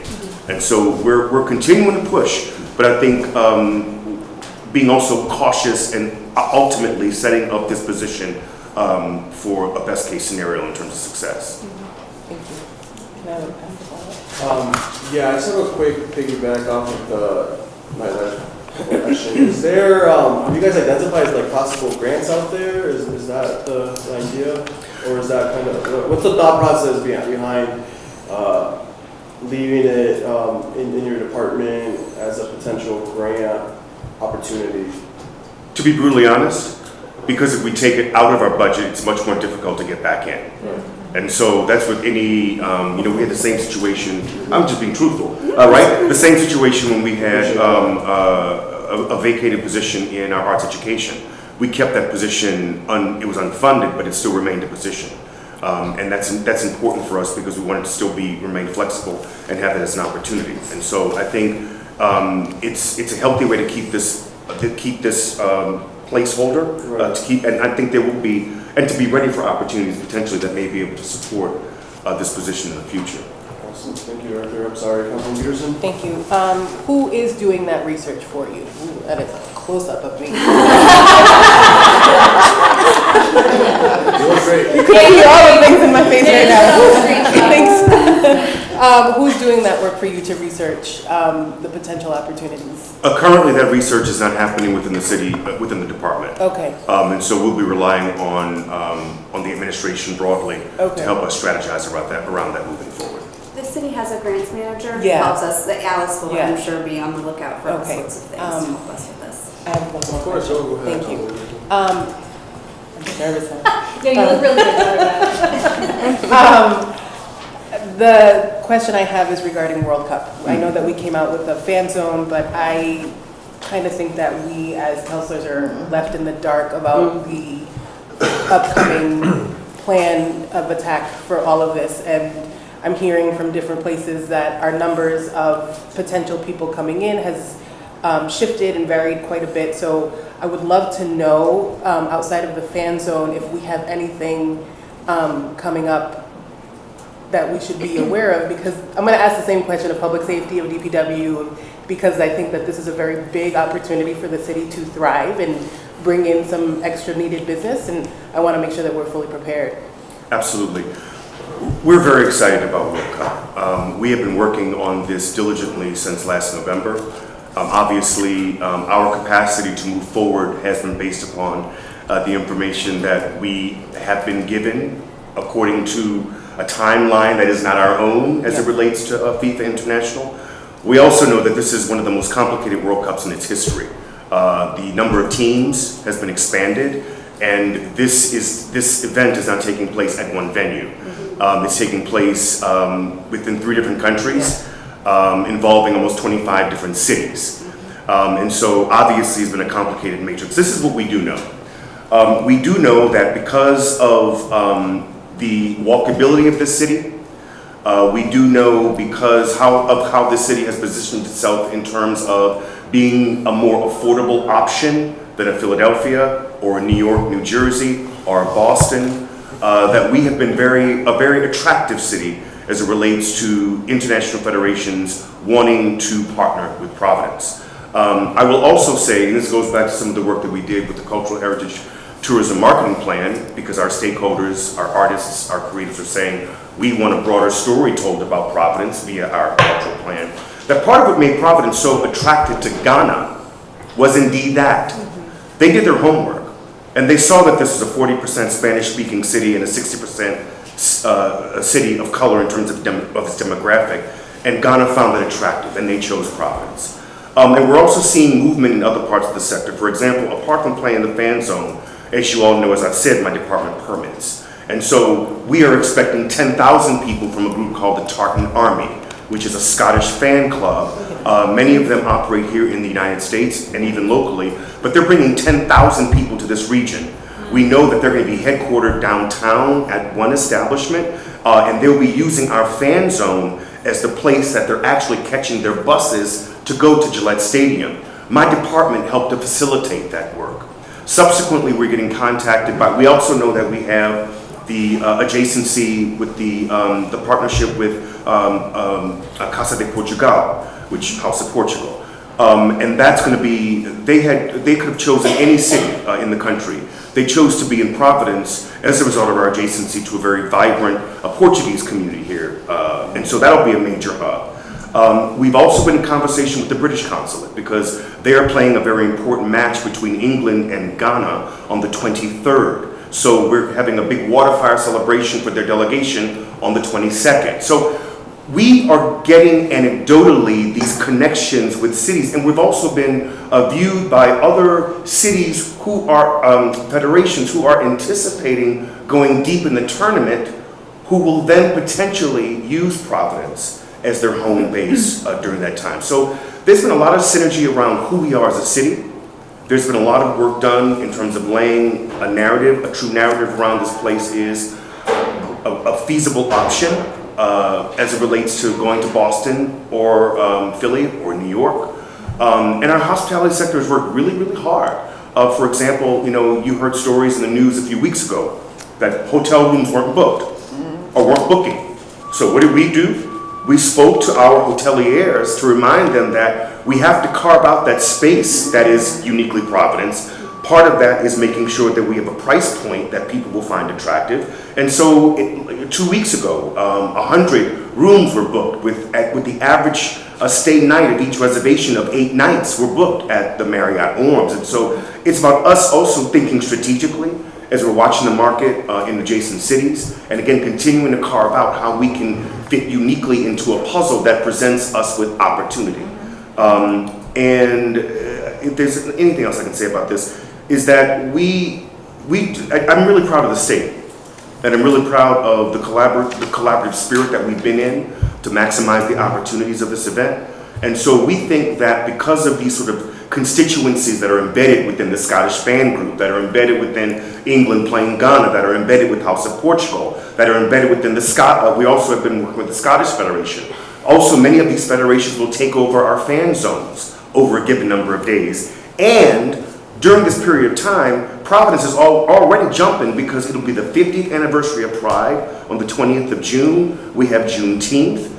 It'll be 250 on the 4th of July, and culminating with our 5th of July fireworks celebration at India Point Park, in which we're collaborating with the Cape Verdean Festival. And so there are also these things embedded in that period of time that have also been really huge drivers of the economy here in the city of Providence. And as far as, this is not my lane, but I'll go there a little bit, making sure that both the quality of life for our residents and user experience are top notch. And so the state team's done a really great job, for example, to make sure that we have a transportation plan. We will have a transportation hub that's being stood up at the convention center, and we will have dozens and dozens and dozens and dozens of buses that are also transporting people from this region to Gillette Stadium. And so we've marketed all of those things, again, to make sure that people see Providence as the vibrant, viable option it should be. And the fact that within District Park, the Van Leesten Pedestrian Bridge, and our Station Park footprint, that's going to be jumping all summer long, and Providence is ready to welcome you. So. That was awesome, Director. I'm just trying to think of a way to get this out to the rest of the council. I mean, our schedules are. I think what we should do is have a separate committee, have all of it come in and have it all discussed all at once so that we are aware of any participation. Yeah. It's a suggestion. I just know scheduling is tough right now. Crazy this next month and a half. If I'm not mistaken, I believe the Chief of Staff is already maybe working on me doing a brief with the City Council. Okay. Oh, wonderful. But for full transparency, again, we've been working on this since November and simultaneously trying to obtain both the FIFA licensing rights, which is a very onerous process, even down to how we can, what kinds of sponsors that we can attract. Luckily, we have all FIFA sponsors for our activation, Coca-Cola, Diageo, Budweiser, and continuing to work on more because the FIFA sponsorships are situated in a way that if you can't have any other sponsors of your activation if they are at all in competition with an existing FIFA sponsor. So for example, full transparency, Adidas is the Uber sponsor of World Cup. Casa de Portugal is coming in as Casa de Portugal because it's the Portuguese Federation, but they're sponsored by Puma. So it's a way that Puma's presence isn't on the footprint in competition with Adidas. For example, Bank of America is an Uber FIFA sponsor. That means we can't have any other banks, even local banks, on the footprint. So we're engaging with local banks to activate other parts of downtown, whether that be Biltmore Park, the Rink, Kennedy Plaza, and we're also been working with these federations to find places for them to sell their kit, their merchandise. What I just learned and did not know is that officially sanctioned FIFA merchandise is a big deal. And so Ghana had their kit, for example, a few weeks ago in Atlanta, I believe it was. No, in Brooklyn, sold out. House of Casa de Portugal, which is, they're owned by a major sports apparel company who has a pass-through right so they can sell Puma, Adidas, and Nike. They had a kit open in Atlanta, and within 2 hours, they sold out a 40 by 40 18-wheeler worth of merchandise. So we know that this merchandise will also be a major driver of people not being able to get it anywhere between, they can get it here, or they can get it at Gillette Stadium, and that's it. The last thing I have on this topic is if you're not already director, to somehow get the youth from rec centers involved in these activations. Yes. What we do know, according to FIFA regulations, is that any team based in a city such as Ghana, they are required by FIFA to do one kind of fan activation. We think that's going to be at Bryant University. In our bi-weekly meetings with the city, we always have Sean Holley, our director of recs, in that meeting. And so, yes, we're working every single day to make sure that our youth in the city are centered in the experience of World Cup. And there are also other additional activations that will be happening adjacent to the footprint. For example, with Casa de Portugal, literally every single week, they'll be bringing in a former Portuguese soccer star, and we'll be working with them to make sure that our kids are being included in those activations. And of course, we're working to create a series of gamification activations throughout our footprint, gamification-based games. So these can be electronic games, these can be more physical handheld games, but really welcoming our youth to be a part of what's happening on our footprint as well. So, no, they are center of mind, and it's the center of the conversations that we have, whether we're talking to FIFA or whether we're talking to these teams who are coming into Providence. It's all about trying to figure out ways that we can collaborate with our young people, and more importantly, we're collaborating with our neighboring cities. You know, we are in constant conversation with the football club in Pawtucket, and they're also interested in, while we have to work with them about how they can have adjacency and interact with the footprint, because they're sponsored by Centerville, which is a bank, we're working on some off-site activations that can involve our Providence youth as well. So no, they're center of mind. That's awesome, thank you. Yeah, I had 2 comments and a question, if that's okay. The first comment is, you guys are so awesome. You punch like way above your weight. Whenever I see your budget, I'm like, how are they doing all this with only so few people? So it's just like a kudos and a love. And a shout out that I was like looking through your write-up before you presented, and I really appreciate that your values include anti-racism and radical joy. I think that's really important in the city. So one, just thank you for all of that. And I'm also really excited about the North Barrowground Gateway art. So thank you for all the public art, but particularly on North Main Street. So thank you. I'm very excited about it. The 2 questions I had were, are we seeing any impact on our tourism numbers due to the chaos at the federal level and how hostile America is to foreign folks at the moment? Like, is that impacting our tourism? That's a great question. Let me circle back to your first point about the artwork at North Burial Ground. Yes. Just so you all know, this is a massive CIP project that we have going on right now. We're putting 2 pieces of signature art at New Conconin Park and North Burial Ground. I'm proud to say that this past Monday, we received all of our semi-finalist proposals. Oh, nice. So there were, I believe, 8 proposals. We will choose 1 proposal for each site and an alternate in case that person is not able to become a finalist. But it's a really exciting group of artwork. We got artists from around the globe, and so it's going to be a really exciting thing to see on the landscape, in the city's art landscape.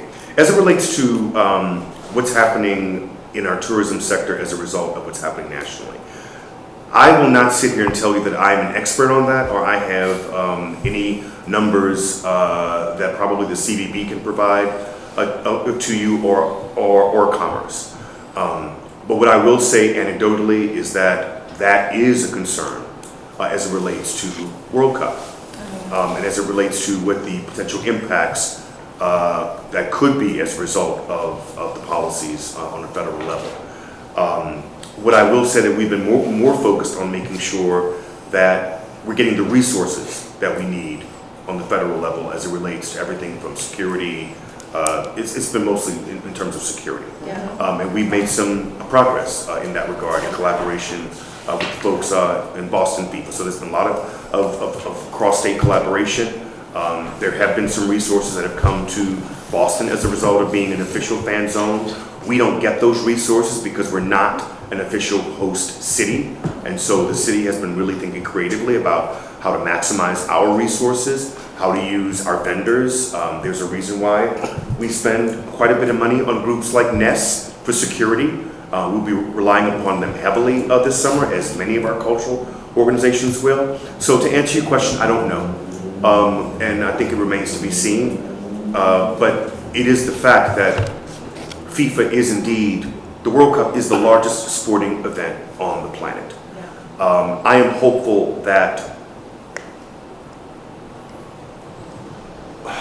because of our size and how we can continue to set ourselves up as a destination and as a viable option for families to be able to enjoy this experience, that we will be able to capture enough of the market and enough of that benefit that will still be meaningful for the city of Providence, right? And that goes back to the way that we've been speaking to the folks in the hospitality sector. It's like, let's not price out people on not just World Cup, but it's also the 50th anniversary of Pride. Let's not price out people who may want to come to the Cape Verdean Fest or may want to come to the Juneteenth Festival. And so I think the more that we've been strategic about that and maximizing our capacity to make sure these rooms are filled, make sure that people are staying for more than 5 days. They're still paying premium prices, but maybe not $1,000 a night as people are paying in Boston or paying in New York. I think that we can do what we always do here in Providence and Rhode Island, and that's be smart, be scrappy, and knowing that what for another city may seem like modest gains, for a city like Providence could be a big deal. Yeah. So that's the way that we're thinking about it. I appreciate that. In the org chart, you have a public art manager unfilled new. Is that a totally new position this year? What is can you just That would be a CIP funded position. Okay. And so we have someone that we're working with right now by the name of Alexander Golub, who has been our contractor consultant in the public art space for years. And so we need that work to continue. We've learned so much about the challenges and the expertise that it requires to put art in public space. And so having someone on our staff to help navigate that space is critical. And as you have all mentioned, we're a team of 6. And so even that part-time staffing really helps us navigate the world of, Alexander's dealing with the legal part of it. He's dealing with the folks who are helping us prepare, the engineers preparing the site. He's working with the conservator who's making sure the piece, what's the piece made of? How will it deteriorate? Will it deteriorate? What's its maintenance plan? So he really helps us navigate that world, and he's also an artist. And so we're not saying this position will be him moving forward. For full transparency, Alexander does not live in the city of Providence. And so we think that what would be beneficial moving forward is that we do have, It happens. I do the same thing. It happens to all of us. that we would be able to find a vendor locally who can assist us in that temporary position. And it also, what we've learned in my department is that being able to see each other face-to-face matters. And while we have great, FaceTime calls or Teams calls with Alexander, he's really very, very talented. And this is no slight against him. We'd love to keep him, forever and ever and ever. But we do believe that there is a value and a responsibility we have to making sure that we can, trying our best to engage someone who's more available locally in that position. But that would be a CIP funded position. And again, it would be not a full-time position, so it would not be in the Comfort Class ordinances. Just make sure everyone's aware of that. And there's no additional funding required, because as the director mentioned, they're already paying somebody as a consultant to do this, so it would just be a repurposing of the OPM line to hire somebody in-house part-time instead of paying a third-party private contractor. And the final quick thing I'll say, which you probably already know, but I'm saying out loud because remembering the public art in our burial ground is reminding me that the Bannister sculpture gravestone that was vandalized last year or 2 years ago is being replaced this fall. The funding came through. And so that will also be happening this fall at the North Burial Ground. So just saying that out loud in case you didn't know that and we put something together, Great, that's great news. Thank you. Thank you. Awesome. Rock, paper, scissors, shoot. Well, she, I think, That's it, Councilwoman Graves. Yes, everybody asked every sorry. no, it's wonderful, I'm glad. All I can do is say, I too am amazed at what you guys are doing with the amount of time and the amount of people that you have in place. You should be definitely get kudos for that. I was going to ask you about sponsorships. Are we losing any sponsorship because of this? Do you think with this we can gain more sponsorships next year? What do you think is going to go on with this? With the FIFA thing. I don't do sports things, so I think it's the FIFA thing. And when you say gain sponsorships, is that in relationship to a specific project or in general? I mean in general, because this is a great thing, but it's this year. Moving on, how do you think Gain this that momentum? Yeah, can we gain out of this? Wow. First of all, I think this is a broader question for not just the event producer, but many 501c3s. That models around corporate giving have changed and shifted. Models around foundation giving has changed and shifted. And there is not nearly enough local philanthropy and individual giving. So you have many 501c3s asking the very same question. The way that I am thinking about sponsorship as it relates to events is that we have to find ways to figure out, we pride ourselves on having free events in the city, but we have to figure out a way, in whatever way that we can, to find those opportunities for revenue. And so, you know, it's thinking creatively about a sponsorship. So let's say, for example, a vendor wants to throw an event, and that a portion of those proceeds, while generating interest in PVD Fest, a portion of those proceeds can go toward the festival, while potentially platforming artists on that particular venue stage. That's a win for us. Or working with other groups that, you know, there are these events that happen consistently throughout the year that culminate with the Battle of the Bands or some kind of talent competition. What are ways that we can earn revenue? People paying $10 for a ticket to go and see their friend competing in the contest that may allow them to be on a PVD Fest stage. We're just thinking more creatively about those opportunities. For the fan zone, for example, this is going to be, we're looking at projecting potentially close to $1 million that we can earn in revenue as it relates to food and beverages on the footprint, whether it be vendor fees, also booze sales, beverage, non-alcoholic beverages. And so just trying to find ways to continue to maximize revenue, honoring the fact that the free festival has value, but also building out a longer runway that we can kind of plug in these sponsorship event opportunities that our local businesses can help us generate some of that, some of those resources. I don't think this fundraising model or the fundraising landscape is going to change anytime soon. I expect it to get worse before it gets better. But I also think that's where you all come in explaining to the public why festivals and why these kinds of activations, why gathering in public space is important, and thinking broadly and creatively about how we protect these cultural assets. You know, what we know now in this country is that, and I guess I'm getting maybe ahead of myself as I argue my CIP budget, but infrastructure is not just pipes and buildings. Infrastructure is also people. Ephemera, the temporary, is also a form of infrastructure. And for far too long, we have not thought of it as infrastructure and thought of using our, CIP money in that regard. So I think some positive things that we're doing right now, number one, is establishing the Cultural Festivals Fund, which I hope one day can grow into a Providence Festivals Fund. That's not just about supporting, the big cultural festivals, but I think of all the other smaller cultural festivals that are happening within neighborhoods, or PVD Fest being a part of that. Newport has a Newport Festival Still Fund. Something I'll be talking about in my CIP hearing on Thursday is that we're looking to make some changes that can allow us to use CIP money to not just invest in statues and sculpture and murals, but what would it mean to really invest in other forms of cultural infrastructure? I think that would be money well spent as well. So we were talking about that on Thursday. So I think all of these creative ideas are ways the city is trying to accommodate for the fact that we are in a climate of very limited resources, but really continuing to have you all as advocates, really continuing to call on our businesses, economic development, as we're speaking to so-and-so wants to come into our city and wants to get X amount of tax break or wants to get X amount of help getting that building, then there has to be some kind of commitment that you're making to the arts and cultural sector.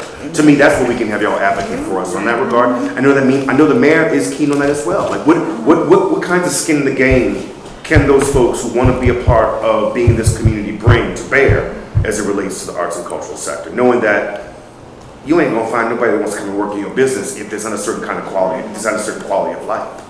And what we also know anecdotally, and I don't know if this is unrelated, but part of us centering arts and culture is actually making us a better community. And we know this when I am hearing anecdotally, for example, as I serve on the Youth Pride Board, I'm hearing about families relocating their queer, trans, gay kids and raising their families in the city of Providence because they feel safe. And arts and culture play a role in that. And so the more that we lead in that space, families are taking notice to that. And it's actually allowing people, it's an entryway into what they perceive as a safe community because we lead with art and culture. And then once they get here, then they realize that, yeah, this is a community that will make my trans kid or my queer kid feel safe, or a community that is, a sanctuary city standing up for the rights and the responsibilities that we have to our immigrant communities. A city that is once again leading, continues to lead with its values. And so that's a long answer to the climate's not going to change. We're becoming creative about how we address it, and people are taking notice. We're doing the right things, and so it's going to be these baby steps. As my father used to say, "How do you eat an elephant?" Not all at once, but one spoonful at a time. And these are generational sort of issues that we're dealing with, and especially as it relates to how we value arts and culture. I mean, I'm 54 years old. I come from a generation where, and I told you this story before, when I told my parents I was going to be an actor, my parents had a fit. Like, you were going to law school. And if my daddy could be alive to see me now, spending 30 years of my life on and off Broadway and now leading a city department in the city of Providence, centering arts and culture, he wouldn't even believe that was possible. So my daddy would be proud, but it's also something important for communities of color to see. That not only are arts and culture important, but also there's opportunities for gainful employment within this sector, or using the transferable skills of the arts and cultural sector to do just about anything, but to do that work with whatever you decide to do with a sense of truth and honesty, a commitment to others, working collaboratively, working from your values, being able to stand in your own truth. That's what arts and culture provide, whether you decide to be an actor, whether you decide to build sets, or whether you decide to work an electric boat.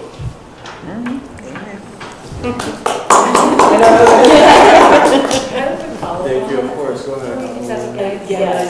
That's it. I just wanted to quickly follow up on what you were just saying, and I know we're going to talk about CIP on Thursday, but I just wanted to say, I really liked your point about these festivals also being part of infrastructure, and to share that, like, I hear a lot in between questions from constituents about, like, what's going on my sidewalk, or, like, a lot of, like, what are you doing to fight fascism? And honestly, it's this, like, not to keep talking about the federal government, but, like, these types of places where people can come together and experience difference and experience sameness, and all of that is just like, that is how we fight fascism, to be honest, and that is like what makes Providence so vibrant and beautiful and lovely, and the place that we all love so much. And so just hearing you talk about that as infrastructure and like the importance of those spaces, just like I just wanted to share that, because you don't get the same questions that we get from our constituents, but I hear a lot of like, how can the city better fight fascism? At the same time, they're like, can we get some new benches in the park? I'm like, the benches are also part of fighting fascism, because you're going to bump into your neighbors and friends. And the festivals and the things you're doing are all part of what make us stronger as a community. So I just wanted to just say that to you. It's the best way, the fastest way to stem identity-based violence around. Yeah. Getting people in one space, feeling a sense of ownership collectively for a place. Enjoy. Enjoy, yeah. Enjoy. And we found that out 2 years ago when we were working with the National League of Cities. We were doing that project with them. We were one of 18 cities that embedded artists in community, and we were working with the folks at Carroll Tower and Chad Brown. And they came to Providence, the folks from the National League who were doing this project, and they were interviewing folks at both of these housing communities. And at that time, we were in the middle of producing PVD Fest. And everybody to a T, well, lots of people in those communities responded directly about their understanding of the importance of arts and culture is their relationship to that festival. And don't mess with that festival because of what it does for the community. And so I completely agree with you. We work really closely with parks, how we activate our public parks, how we democratize public spaces. You know, all of this is part of the work, as you say, of ending fascism and getting us to a place of being able to see each other as equals, as humans, all having value and worth, and being a place again that's guided by our values and I can't say enough, joy. There's joy and love. Appreciate you, thank you.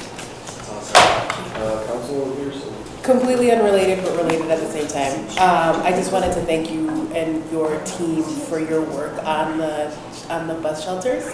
I'm really, really proud of that particular project. It's something that we've never done in the city before, and the collaboration between RIPTA and the city of Providence and our project managers that were just have been consistent, along with the people in your team has been essential in making sure that we are going to execute something really cool in Ward 14. We don't have a lot of big mural spaces to be able to do things in our particular ward, but what we do have is a lot of opportunities to create beautiful art out of something that you'd never even think of. So the work that you guys did to get us there, for those of you that don't know, we're installing art murals on the bus shelters in our neighborhood. Oh, nice. And it was something that was really just different and innovative. It took me 2 years to figure out who to talk to at RIPTA. That's a whole other story.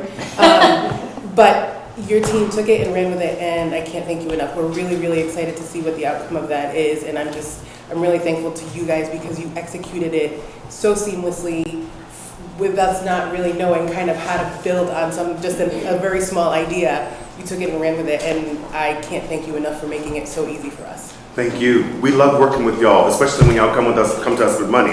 We're like, we can, but now, all joking aside, we really love working with you, but we know the process. And this city has a process for public art. Yeah. And so we appreciate it, and we welcome any opportunity to collaborate with any of the members of the city council to bring art to your neighborhood. But it's also our responsibility too, that as we are looking at new art projects, to make sure that there is a full representation of public work across the city of Providence. But we really love working with you. Thank you very much. Thank you. Any other questions, committee members? Well, Director, thank you so much to you and all your staff. I mean, we all work with all different types of members of your staff, and at least from my experience, have all been fantastic. You know, especially all the Christmas tree events, and I mean, huge shout out to all of them and to you for leading such a great team. Thank you. Thank you. We appreciate you. Thank you very much. Thank you. We'll see you on Thursday. We'll see you on Thursday. I'm gonna go through that show real quick.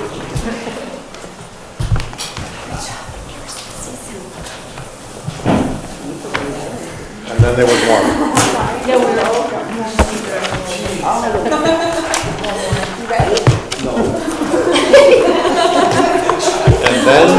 And then there was one. I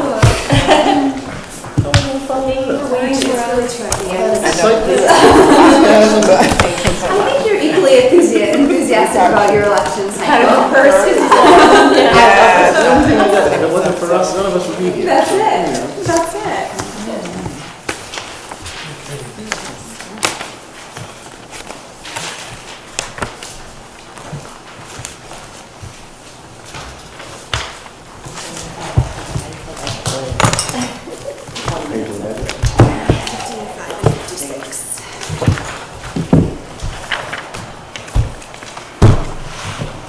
Probably should have had you first. Before Joe. I thought I'd keep it simple and going in a gentle order. We appreciate you waiting. We apologize. That's what we did. It was intentional. We're making our way to the polls close, yeah. Polls close at 8 p.m., so here we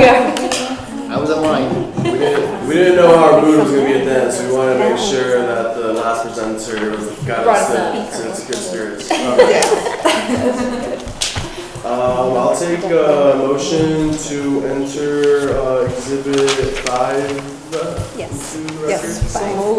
So moved. So moved by Councilwoman Peterson, second by Councilwoman Graves. That's okay. All those in favor? Any nays? No. Get to be The that ayes have time. it. Yeah. All right, revenue and expenditure details for this department can be seen on page 55. There are quite a bit of changes because there's some seasonality and we do have an election year coming into play. I am joined today by our Administrator of Elections, Mr. Michael Narducci, and I can say that he puts a tremendous amount of effort into his budget, and quite frankly, all of his financial work. I very much enjoy working with Mr. Narducci.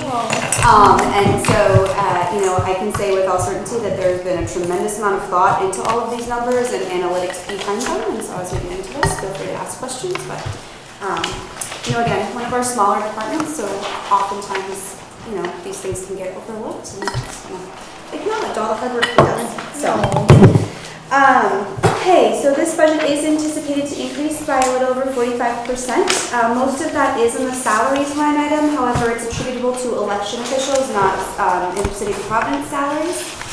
So we'll go into that on the next slide. As you can see, salaries in fiscal year 2027 are budgeted at $431,510. This is about a $10,000 increase over last year. This increase is attributable to cost of living increases along with step increases for eligible employees. The temporary salary line was not budgeted last year. It's being budgeted this year at $40,000, so that is a $40,000 increase. Those temporary salaries, again, are expected to help administer the elections that are coming up this year. Additionally, the election officials budget, which was $25,000 in fiscal year 2026, has been increased to $372,000. And there is lots of data to support that number being the correct number. Previously, we had been budgeting the election officials under the private contractors line, and so we felt that moving it up into election officials was a more transparent way of showing where those dollars were going, particularly, like I said, because this budget does fluctuate up and down pretty regularly. So again, fees not classified have been reduced. This was based on trend and anticipated need in the budget in the upcoming year. This is any sort of catering that is necessary, as well as shredding services. I do know shredding services has been managed by Archives now. Are they doing your shredding as well? We still have a contract with Shredded. Okay, perfect. Okay, got it. So they're going to be wrapping up their contract with Shredded, and then once that is completed, they will move over to shredding services under the Archives contract. I'm not sure if you're aware, but Archives maintains the contract for all document storage and retention, as well as shredding for the entire city. Postage is increasing by $20,000 to $45,000. There's a $10,000 increase to advertising and a $5,000 increase to printing. A total increase to services of $30,000. Stationery has a small increase of $1,000. We are anticipating needing to spend $10,000 on rental of buildings for our election. That is a $5,000 increase from last year's budget. Additionally, we are expected to need $10,000 for various equipment rentals throughout the election cycle, and that is a change of $7,000. And that rounds out all of the changes. Thank you for this, and you being so thorough and for all you do.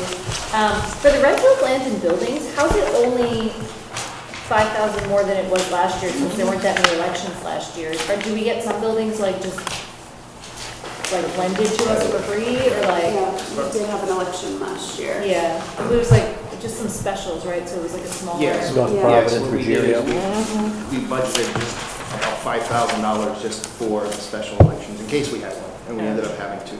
Yeah. Oh, we had two. Yeah, we had Oh, the Senate 4, Yeah. and then we had the Council 2. Okay. Do we pay for all of the spaces we use for elections, or do some facilities let us use their? Not usually, not usually. I mean, one of our biggest expenses is Brown University. We have a polling place there. Yeah. That's pretty much our biggest expense. Usually, Southside Cultural, they get like $250, just enough to cover the building costs, maintenance costs. The Vichy Center is the same. The schools don't charge us a fee. The recreation centers don't charge us fees. We would have a problem with the rec centers and schools were charging us. But also brown. Brown, that's a good- Yeah, I don't think so. Maybe they should put that as part of the community contributions, just saying.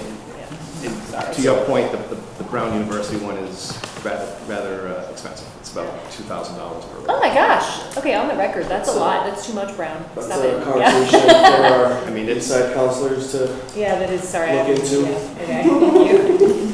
Flagging for Again, myself. we want to keep, we want to keep the voting, polling place on the campus. Oh, yeah, Right. that's important.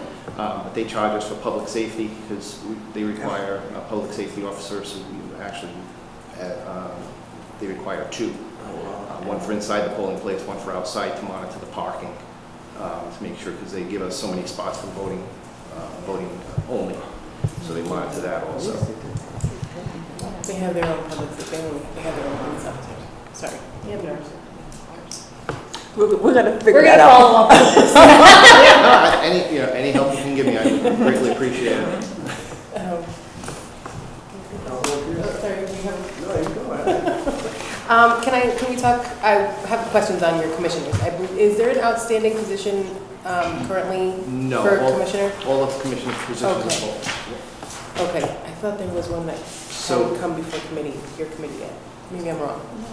No, No? as far as I know, Yeah, all David came all before us last positions have been filled. Okay.